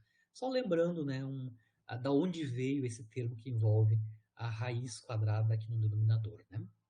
Basicamente, então, é esta equação aqui que eu vou fazer a transformação de variável e tornar ela de 0 a 1. Depois que a gente faz isso, checamos o integrando e a gente vai se dar por conta que a função k de gama pode ser escrita em termos da função de gama desta forma, né? A normalização, alfa S barra, e o resto, que são o resultado das integrais, né? Usando a representação integral da função de gama, né? A gente vê que, em termos da função de gama, aquela integração em U pode ser escrita como 2 vezes a função de gama calculada com o argumento 1, menos a função de gama calculada em gama, menos a função de gama calculada em 1 menos gama. Tá? Então, aqui eu fiz um tratamento onde a gente consegue entender analiticamente qual é que é o comportamento da função k de gama, que entra aqui na expressão da solução da transformada de Milan. Né? Ela entra aqui junto com a rapidez na transformada de Milan. Mas ela é analítica, certo? Na equação BFKL. Ela é escrita em termos da função de gama e os argumentos da de gama são constantes ou dependentes de gama nesta forma, certo? Uma coisa que a gente vai ver quando eu escrevo a função k de gama em termos da função de gama é que a derivada em gama da função k de gama calculada em gama igual a 1 meio, lembrando que a gama é uma variável complexa, né? Mas quando a gama é real valendo 1 meio, a derivada da função k de gama relativa a gama calculada em gama igual a 1 meio é 0, significando que o número real gama igual a 1 meio é um ponto de extremo da função k de gama, certo? Ou seja, que a linha de gama K'linha de K, calculada em gama igual a 1/2, é 0. Tá? Isso significa, olhando, devido às propriedades, à estrutura da função K de gama, a gente já identifica um extremo dessa função. Né? Eu tenho um extremo quando gama é um número real 1/2. Por que eu estou comentando isso? Vocês podem tentar calcular explicitamente, eu não fiz aqui, tá? Você pode calcular a derivada da K de gama e se certificar que quando eu calculo a derivada e tomo o valor da derivada em gama igual a 1/2, eu vou ter resultado nulo, tá? Vocês podem até olhar aí em tabelas das funções de gama valores explícitos, né? Para quanto é que vale a gama de 1/2, a gama de 1, a gama de 2 e assim por diante. E também usando a fórmula de recorrência, né? Desta forma aqui. Vocês conseguem calcular tranquilamente a derivada dessa função. Por que eu estou interessado nesse ponto de extremo? Porque eu posso expandir a função K, né, de gama, em termos de gama igual a 1/2. Ou seja, eu posso expandir a função K de gama em termos de uma série de Taylor em gama, em torno de gama igual a 1/2. Tá? Então, o que eu vou fazer aqui é tomar a minha função gama como sendo 1/2 mais ni, onde ni é um número real, né? Lembrando que gama é uma variável complexa, né? Ela tem parte real, né? E parte imaginária. A parte imaginária eu estou chamando de ni, tá? E eu vou expandir k em torno de gama igual a 1/2, tá? Mas paramos por enquanto isso. Eu só sei que eu tenho um ponto de extremo na K de gama e eu posso expandir ela em torno de gama igual a 1/2. Bom, sabido que a solução da transformada de Melan, da BFKL, é exponencial em y, e quem está acompanhando a rapidez é a função K de gama, eu posso tomar essa função analítica f de gama, substituir aqui na transformada de Melan inversa, aqui, ó, boto o cara aqui, a exponencial em y aqui, resolvo ela e a solução dela vai me dar a f de k. Basicamente é proporcional à amplitude de dipolo no espaço de momento. É isso que eu vou fazer. Vou substituir a nossa solução analítica para a f de gama, já solucionada, e vou tentar calcular a f de k correspondente. Vamos lá. Então, a transformada de Melan inversa, que vai nos dar f de k quadrado, é 1 sobre 2πi, a integral na variável complexa gama, k2 sobre k0 quadrado na gama, a f de gama. Só que a f de gama, a gente já sabe a solução analítica dela. É f de gama calculada em y igual a y0, rapidez inicial, e na k de gama y. Onde a k de gama a gente já sabe até a forma funcional dela, né? Em termos da função de gama. Inclusive, também a gente já sabe qual é que é um ponto de extremo desta função, que é gama igual a 1/2, certo? Aqui, como eu comentei para vocês, eu vou expandir, né, a variável complexa gama em torno de 1/2, né? Ou seja, eu vou escrever gama como sendo 1/2 mais i ni, onde ni é uma variável real, né? Ou seja, aqui onde eu tenho gama, eu substituo por 1/2 mais i ni, onde ni é real. Tá? É a parte real da variável gama, certo? Isso vai ser substituindo tanto na dependência aqui na potência em k, né? K quadrado na gama vai ficar k quadrado na 1/2 mais i. E a função k, e a função f de y0 também vai ser calculada, né? Calculada nesta aproximação. Então, a minha função f de gama y0 vai ser calculada em 1/2 mais i ni, y0, e a função k vai ser calculada também em gama igual a 1/2 mais i ni. Vejam bem, como a parte real é fixa, é 1/2, né? Ao invés de nos integrarmos, né, em gama, nós podemos integrar diretamente na parte imaginária da variável gama, que é a integração em ni. Ou seja, d gama é basicamente i dni, onde dni é uma diferencial de uma variável real, né? Ni é real. Tá? Então, vamos lá.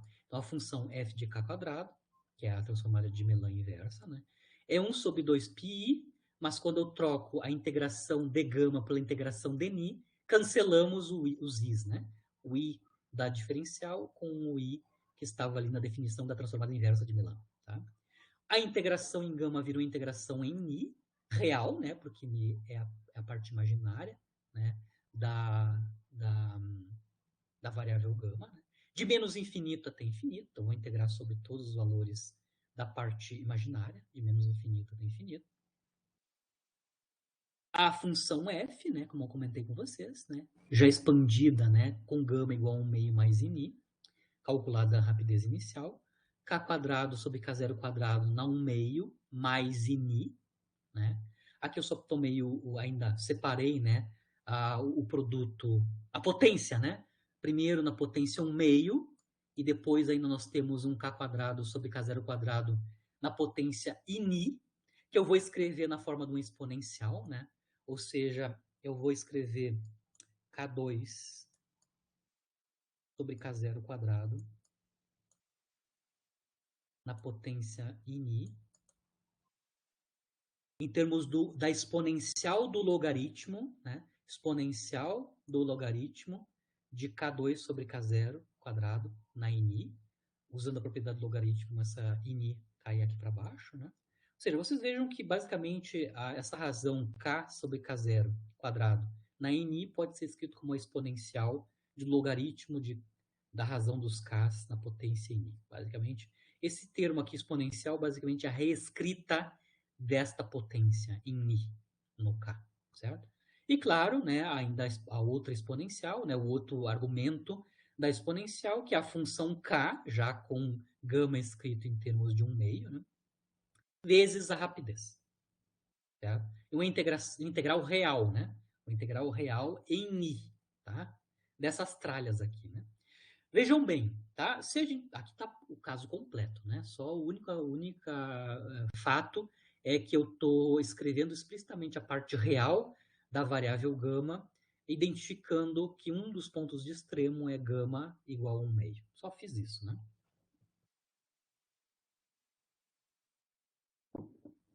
Então, ao invés de integrar em gama, eu estou integrando em ni, certo? Bom, como o gama igual a 1 meio é um ponto de extremo da função k, eu posso expandir a função k em torno de gama igual a 1 meio, tá? Eu vou até a segunda ordem apenas em ni, tá?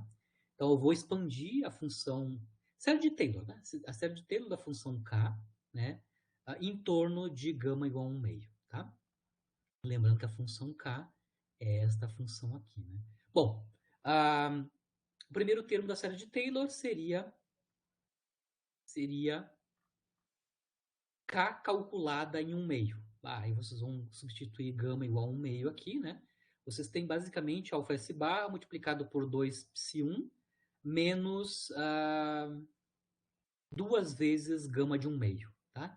Gama de 1 meio é proporcional a 4 logaritmos de 2 ou 2 logaritmos de 2, uma coisa assim, tá? 2 logaritmos de 2, certo? Vocês podem olhar aí nas Wikipédias da vida, a gama de 1 meio é proporcional a 2 logaritmos de 2. Então, eu sei que o primeiro termo da série de Taylor basicamente vai ser k calculado em 1 meio, tá? O resultado numérico eu estou chamando de lambda aqui, tá? Que basicamente vai dar alfa S barra multiplicado pelo resultado de gamas calculadas em gama igual a 1 meio. Vai dar um fator 4 logaritmo de 2. É uma constante, né? 4 logaritmo de 2 a menos do alfa S barra. Tá? Segundo termo da série de Taylor, que seria o termo linear da série de Taylor. O termo linear da série de Taylor é nulo, tá? Por quê? Porque o coeficiente de Taylor, na série de Taylor, envolveria a derivada da função k calculada em gama 1 meio. Mas a gente já sabe que gama 1 meio é igual a 1 meio, é um ponto de extremo da função k. Então, na série de Taylor da função gama, em torno de 1 meio, né? Em torno de gama igual a 1 meio, esse termo da série de Taylor, o termo linear da série de Taylor, é nulo, né? Por definição. E aí eu vou até o termo quadrático, né? O termo quadrático, claro, envolveria a derivada segunda, o coeficiente de Taylor na ordem 2 em ni, né? Envolveria o cálculo da derivada da função k, derivada de segunda ordem, né? Derivada de segunda ordem da função k calculada em gama igual a 1 meio. Isso, de novo, vai nos dar uma constante, que eu estou chamando aqui de lambda linha, né? Que vale basicamente alfa s barra 28 xi de 3, onde xi de 3 é a função zeta de Riemann calculada com o argumento 3, que é da ordem 1.2, né? Mas basicamente é o argumento de Fourier, coeficiente de Taylor, né?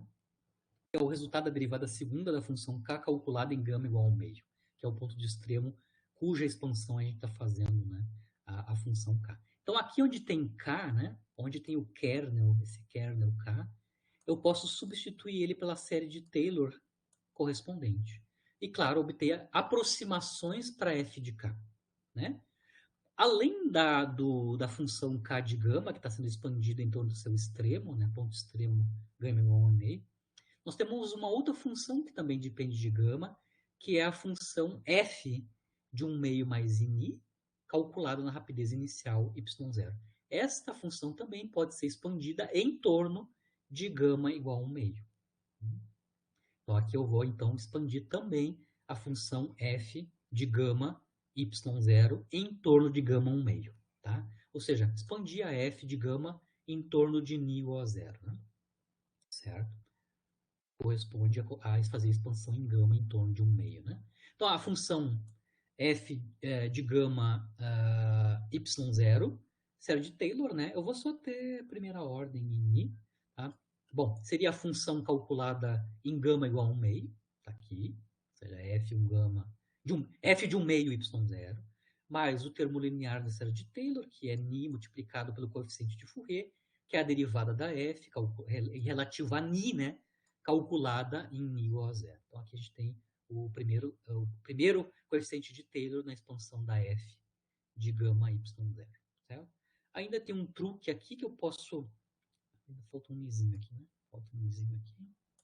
Se eu quero, nos dois termos, fatorar f na 1 meio y de 0, eu posso reescrever esse segundo termo como sendo ni multiplicado pela derivada em ni do logaritmo da f. Tá? Por quê? Porque a derivada em ni do logaritmo da f é o inverso da f derivada da f.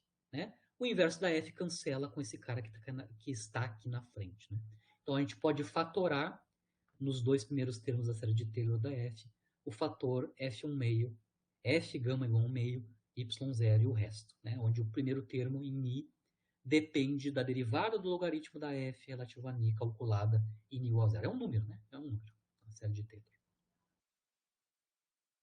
Veja bem, quem está acompanhando, depois que eu fatorei esse termo comum aqui, né, eu consigo intuir, né, ou assumir, né, que os termos que eu estou olhando aqui fatorizados, né, o 1 mais a derivada do log, níveis da derivada do log e assim por diante, né, são os primeiros termos da série de Taylor da exponencial, né, da exponencial da derivada, né, perdão, a exponencial desta quantidade aqui, né, a exponencial de ni vezes a derivada relativa a ni do logaritmo da função f calculada em ni igual a 0. Então, aqui eu estou fazendo um chute, né?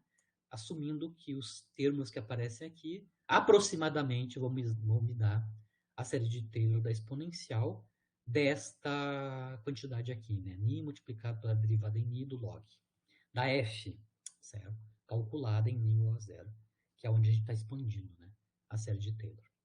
Então, feito a expansão do k e da função f em torno de gama igual a 1 meio, que é um dos pontos de extremo do kernel k de gama, né? Substituímos essas expansões aqui na transformada de Melan inversa, né? Ou seja, na integração em ni, né? De menos infinito a infinito.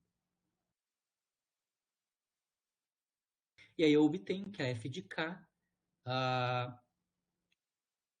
coloco para fora todo mundo que não depende de ni, né? Todas as constantes que não dependem de ni, ou as funções que não dependem de ni. Inclusive, uma delas é exponencial na lambda ni, né? Na lambda y, perdão.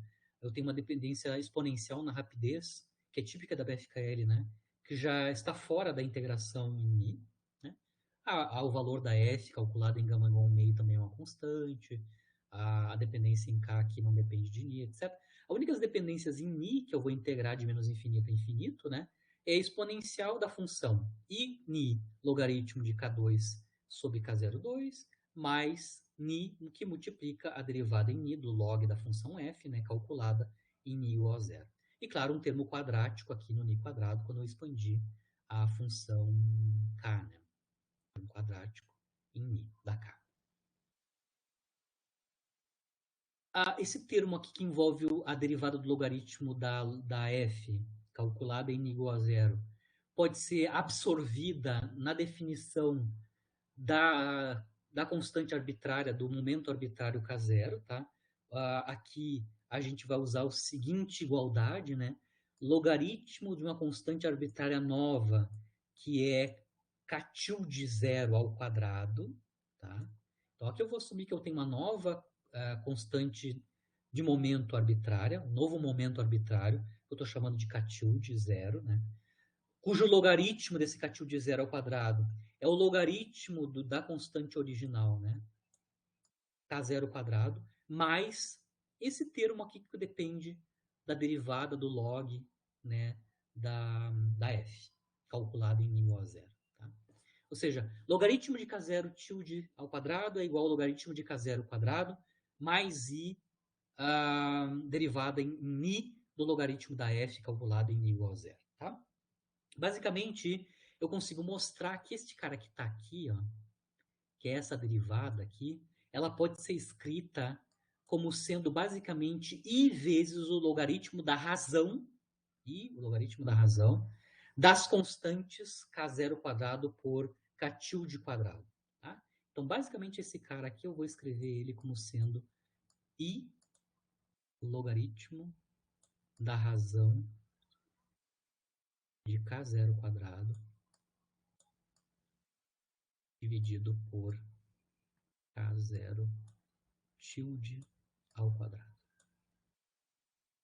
Quando eu faço isso, os dois termos logarítmicos aqui podem ser somados, né? Porque eu vou ter um primeiro termo que é ini log de K2 sobre K02, e o segundo termo vai ser ini log da razão de K02 sobre K tilde zero ao quadrado.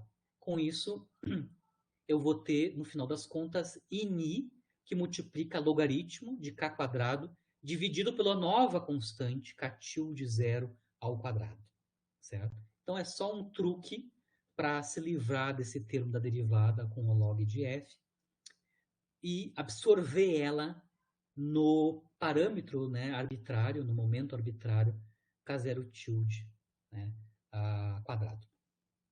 Bom, feito isso, né? Feito isso, a gente vai integrar a integral correspondente em Ni, né? Eu vou integrar em Ni de menos infinito até infinito, a exponencial de I Ni logaritmo de K quadrado, K tilde zero quadrado, menos 1/2 lambda' Ni quadrado y. Né? Essa integral que eu estou aqui, que é uma exponencial de um termo quadrático em Ni e um termo linear em Ni, nada mais é, de menos infinito a infinito, né? Nada mais é que uma integral gaussiana, tá? Uma integral gaussiana desse tipo, ó. A integração de Ni de menos infinito até mais infinito, de 1 sobre 2π, a exponencial de menos a Ni2 sobre 2, mais IB Ni, que é uma integral gaussiana. O resultado dessa integral gaussiana é analítica, é conhecida, né? Isso dá exponencial de menos b quadrado sobre 2a dividido por raiz quadrada de 2a. A gente só tem que identificar quem é A e quem é B aqui no nosso caso, né? A é o termo que envolve o Ni quadrado, né? Então tá claro que o A é justamente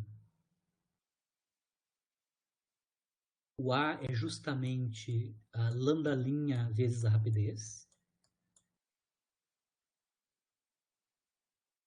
E o B é o termo que acompanha o termo linear em Ni, né? Que é basicamente o logaritmo, né? O logaritmo de K2 quadrado, né? Dividido por K tilde zero quadrado. Certo? Então, identificando quem é A e quem é B, A lambda linha Y, B logaritmo de K quadrado dividido por K tilde quadrado, zero, né? A gente consegue obter a solução, né, na aproximada, né? Solução aproximada para a função f de k. Como resultado, dentro dessa aproximação, na transformada de Melan inversa. Sabendo que a transformada de Melan é analítica, né? A gente calculou explicitamente, da equação BFKL no espaço de momento, a f de gama, né, é uma exponencial na rapidez, que depende de uma função k de gama que a gente expandiu em torno de gama igual a 1,5. Bom, quando a gente faz isso, né, substitui quem é B e A aqui na solução da integral gaussiana, a gente obtém que a função é f de k quadrado, que basicamente é k2, né, transverso, vezes a amplitude de dipolo no espaço de momento, associado à equação BFKL no espaço de momento, né, são as constantes que não envolvem a integração gaussiana, que é o termo quadrático aqui em K1 meio, e as constantes, né, da normalização e uma exponencial na rapidez. Essa tralha toda aqui, né? Esse cara aqui, né? E também o resultado da integração gaussiana, que vai nos dar, basicamente, uma dependência na rapidez aqui no denominador, na forma da raiz, né? Lembrando que o A é lambda linha Y, né? Aqui. E a exponencial, né? A exponencial em B2, onde o B é o logaritmo da razão dos momentos transversais, né? K2 por K tilde 0 ao quadrado, tá? Essa é a solução da equação BFKL, solução aproximada, né? Que é obtida a partir da expansão da função K de gama em torno do seu ponto de extremo, que é o ponto gama igual a 1,5, certo? É uma solução analítica. Então, a gente consegue construir uma solução analítica, claro, aproximada, né, para a solução da equação BFKL. O comportamento de rapidez e em momento transversal está compactado aqui, né? O que eu vejo aqui das propriedades principais da solução analítica da amplitude de dipolo BFKL no espaço de momento? A dependência principal na rapidez vem do termo exponencial, como a gente já sabia do modelo Toy Model 0 mais 1, né? A n de k e y tem um comportamento dominante e na lambda y. Lembrando que lambda é alfa s barra 4 logaritmo de 2. Por exemplo, se a gente usar o alfa s da ordem de 0,25, né, que é um quarto, né, o lambda é da ordem de 0,6, tá? Lambda 0,6, que advém da BFKL pura, né, é um expoente muito alto, né? Ele não conseguiria descrever o comportamento em x ou em rapidez da função de estrutura F2. Só para lembrar, né, o lambda da GBW, por exemplo, que descreve dados experimentais, não é 0,6, é 0,3 ou abaixo de 0,3. Né? É metade disso. Tá? Mas, a princípio, o comportamento dominante é conhecido, né? É analítico, tipo exponencial, e o controle desse crescimento exponencial depende da constante acoplamento fixa, né? E também 4 logaritmo de 2, é uma constante. Usando um alfa S suficientemente pequeno, fixo, o lambda correspondente na BFKL não consegue descrever dados experimentais. A BFKL pura, né? Além desse comportamento principal na rapidez, claro, tem um subdominante aqui embaixo, mas também tem uma dependência em rapidez aqui nessa gaussiana no logaritmo de k quadrado. Né? Então, a n de k é gaussiana, né, em logaritmo de k quadrado, né, com uma largura dessa gaussiana em logaritmo de k quadrado que aumenta com a rapidez. Né? Você consegue ver que a largura é linear em y. Né? A largura dessa gaussiana é linear em y. Né? Ou seja, para a rapidez grande, a largura dessa gaussiana é cada vez maior. Ou seja, a n de k para rapidez grande, solução analítica da BFKL, se espraia, como diz o Olívio, né? Se espraia tanto para k muito pequeno, abaixo de lambda QCD, e para k muito grande também. Ou seja, a gaussiana em k vai para regiões perigosas de momento transversal. Tá? Tanto na região do infravermelho, baixo momento, quanto na região do ultravioleta, ou seja, alto momento. Né? O problema maior, né, é na região do infravermelho, porque se a rapidez é suficientemente alta, né, uma parte importante da amplitude de dipolo no espaço de momento, no caso da solução analítica da BFKL, tá? Vai estar na região de momentos abaixo ou da ordem da lambda QCD, né? Que é o regime, abaixo disso, é o regime não perturbativo, que a gente não sabe nada sobre o comportamento em K da distribuição, né? Certo? E lembrando que lambda QCD é muito menor que a escala típica inicial, né, nossa aqui, que é o K0², que é da ordem 1 GeV em geral na fenomenologia, né? Certo? Então, o perigo principal da BFKL, a solução analítica aproximada, é esse termo de difusão no momento transversal, né? O perigo é a difusão em direção ao infravermelho, né? Para momentos transversais menores que lambda QCD, onde a gente não tem nenhum controle do comportamento da N do ponto de vista de perturbação, né? Certo? Esse problema da divergência, né, ou entrada devido à difusão na região do infravermelho, ele é solucionado, né, ele é controlado quando a gente introduz o termo não linear na BFKL, né, que é ABK no espaço de momento, aquele termo quadrático, né? Então, quando a gente vem aqui a nossa equação BFKL e adicionamos, né, o termo quadrático, tá aqui, ó. Aqui. Que basicamente o termo quadrático é o termo alfa S barra quadrado vezes a n de k, né, ao quadrado. A introdução desse termo quadrático na amplitude de polo no espaço de momento vai controlar numericamente, né, o problema da difusão no momento transversal na região do infravermelho. Aí você consegue mostrar, é possível mostrar numericamente com a solução da BK no espaço de momento, né? Mesmo na BK leading order, né? Sem Running na constante de acoplamento, a gente consegue mostrar numericamente, né, que a introdução do termo quadrático suprime as contribuições para N de K na região do infravermelho, certo? Vocês conseguem ver nas soluções numéricas em termos de K, que toda a parte que se extrairaria, né, na BFKL, a N na parte abaixo do lambda QCD, toda essa parte é suprimida quando a gente introduz o termo quadrático da BK mesmo em leading order, certo? Então a BK não tem esse problema da difusão no infravermelho, a BK suprime esse termo problemático, esse comportamento problemático, que é a N se espraiando para momentos transversais muito pequenos no regime não perturbativo. E só para finalizar a aula, eu vou só fazer um comentário, tá? Sobre a solução da equação BK com dependência de parâmetro de impacto. Ou seja, é possível construir a equação BK para a amplitude de dipolo completa, né? Ou seja, uma equação BK para a função N de R, B e rapidez. Ou seja, aqui, se a gente tomar o caso geral, né, seria o caso 4 mais 1, né? 4 mais 1. O número de graus de liberdade seria 4 mais 1, né?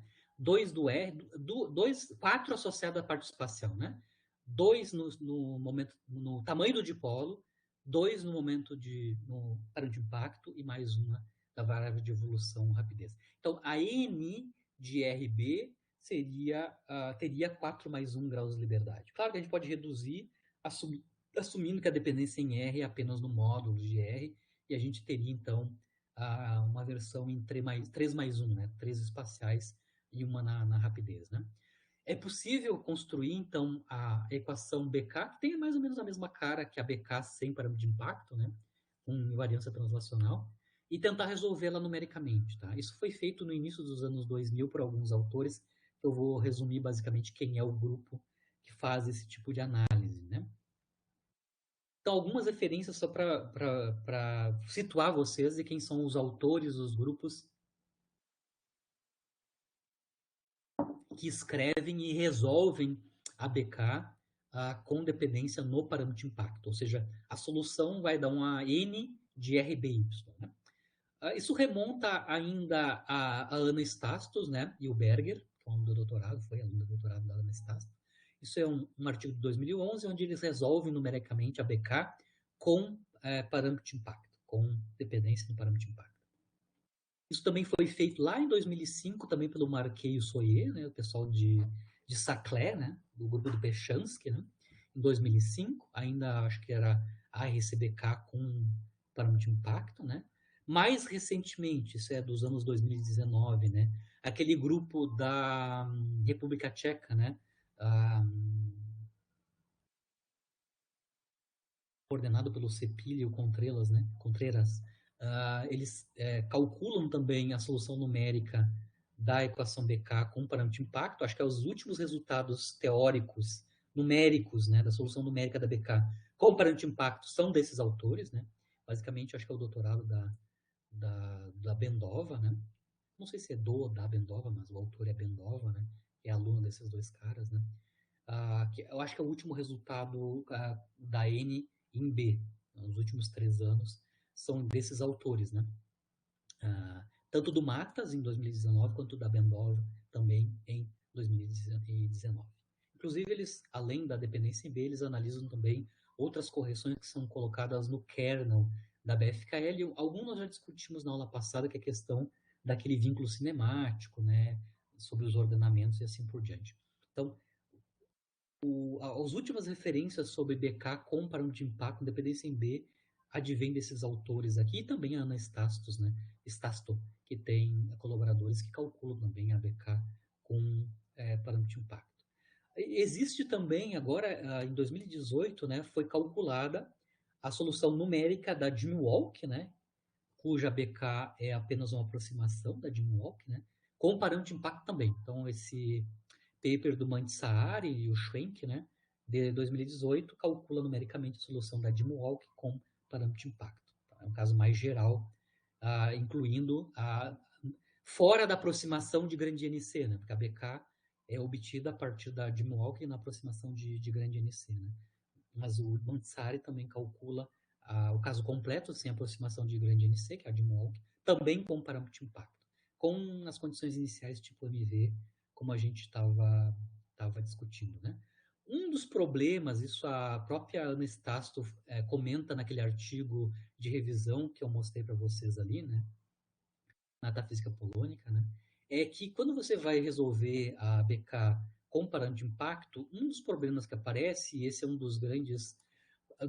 das grandes problemáticas que tem que ser analisada, né, é que no regime de grande B, a amplitude associada a BK para B grande, né, tem um comportamento basicamente que dá um resultado adicional em energia, né? Ou seja, além do comportamento da N de Y usual quando a gente toma Y igual a zero, a introdução do parâmetro de impacto e o parâmetro de impacto grande, né, faz a introdução de um termo adicional ou um fator adicional na energia. Isso resulta numa amplitude de dipolo que, a princípio, quando a gente calcula F2, ou a seção de choque hadrônica, né, violaria o limite de Froissart, né, que é o comportamento, o limite assintótico das seções de choque hadrônicas, que não pode crescer mais que o logaritmo quadrado da energia. Né? Quando a gente introduz, então, o comportamento de grande B como solução numérica da BK com parâmetro de impacto, a gente tem esse problema adicional da solução levar a soluções que são inconsistentes com a unitariedade, né, que é o limite de Froissart. Né? Então, existe na literatura várias maneiras de resolver esse problema. Uma delas é fazer uma supressão da amplitude de polo em B para B muito grande. Né? Em geral, o pessoal faz correções nas contribuições de long range, né? São os de grande alcance que são associados ao grande B. Né? Então, por exemplo, esses autores que eu estou falando aqui da República Tcheca, né? Eles controlam muito bem como é que é o comportamento de grande B da amplitude de polo, solução da BK com parâmetro de impacto, né? Justamente para eliminar esse problema de violação de unitariedade ou comportamento da seção de choque com o logaritmo quadrado, máximo com o logaritmo quadrado da energia. Com isso, eu encerro a questão da BK, né? Eu só deixei lá no Moodle duas teses, tá? Uma é do Matas, onde ele mostra como é que é calculada numericamente a solução da BK, tanto com leading order quanto e Hanning Coupling, né? Com constante acoplamento Hanning. E também eu deixei lá a tese do Berger, tá? Do Jeffrey Berger, que foi aluno da Stasto, né? Que foi o autor desse artigo de 2011 que dá a solução numérica da BK com parâmetro impacto, né? O Berger também mostra ali como é que ele calculou numericamente a BK com parâmetro impacto e como é que ele constrói o algoritmo numérico para obter a solução, tá? Então, eu peço que vocês deem uma olhada nessas duas teses, do Matas e do Berger, para analisar como é que eles construíram, né, as soluções numéricas da BK com ou sem parâmetro de impacto, tá? Eu também botei lá no Moodle o código original do Emberg, né? Foi o primeiro cara que colocou um código em C++ para resolver numericamente a BK em order. E também o resultado do FIT, né, do Mantisari, a FIT ou das experimentais, da N que ele obtém via a solução numérica da BK, né?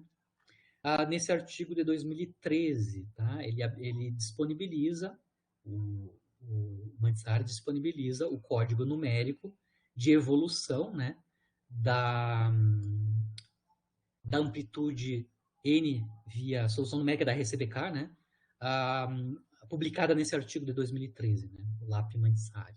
Então, tem todos esses códigos estão lá e as duas teses, né, onde vocês podem olhar mais detalhes sobre como é que resolve numericamente a BK, tanto com ou sem parâmetro de impacto. Certo, pessoal? Encerro aqui a aula de hoje. Na aula que vem a gente vai analisar também fenomenologia, né? A gente vai analisar a produção exclusiva de mesons vetoriais. Porque até aqui a gente está basicamente analisando o uso da amplitude da N de BK para obter a função de estrutura, né, a F2. Se eu tenho a N, eu obtenho a sigma dip. Se eu obtenho a sigma dip no formalismo de polos, eu obtenho as funções de estrutura. Né? O que eu vou analisar a partir da aula que vem são processos exclusivos. Né? Ou seja, são processos que dependem do quadrado da amplitude de dipolo. Tá? Ou seja, são observáveis que são mais sensíveis, né, aos detalhes da evolução em rapidez. Né? Ou seja, os detalhes da física de saturação, por exemplo, quando a gente está analisando processos exclusivos. Então, na aula que vem eu vou analisar... Eu já fiz isso na outra disciplina que a gente fez, mas eu vou falar de novo aqui, né, em termos da BK, né? Como é que a gente obtém, então, a amplitude de espalhamento para a produção de exclusiva de mesons vetoriais e a seção de choque diferencial correspondente, tanto no caso com alvos prótons quanto no alvos nucleares, né? Certo? A gente vai analisar, então, isso na aula que vem, a parte da fenologia de aplicação da solução da BK para a produção de mesons vetoriais, né? Exclusivamente, né? Gama P indo num meson mais próton, ou gama P indo num meson mais um gama núcleo indo num meson mais um núcleo, né? Onde a gente tem um gap de rapidez entre o meson produzido e o próton intacto no estado final. Certo?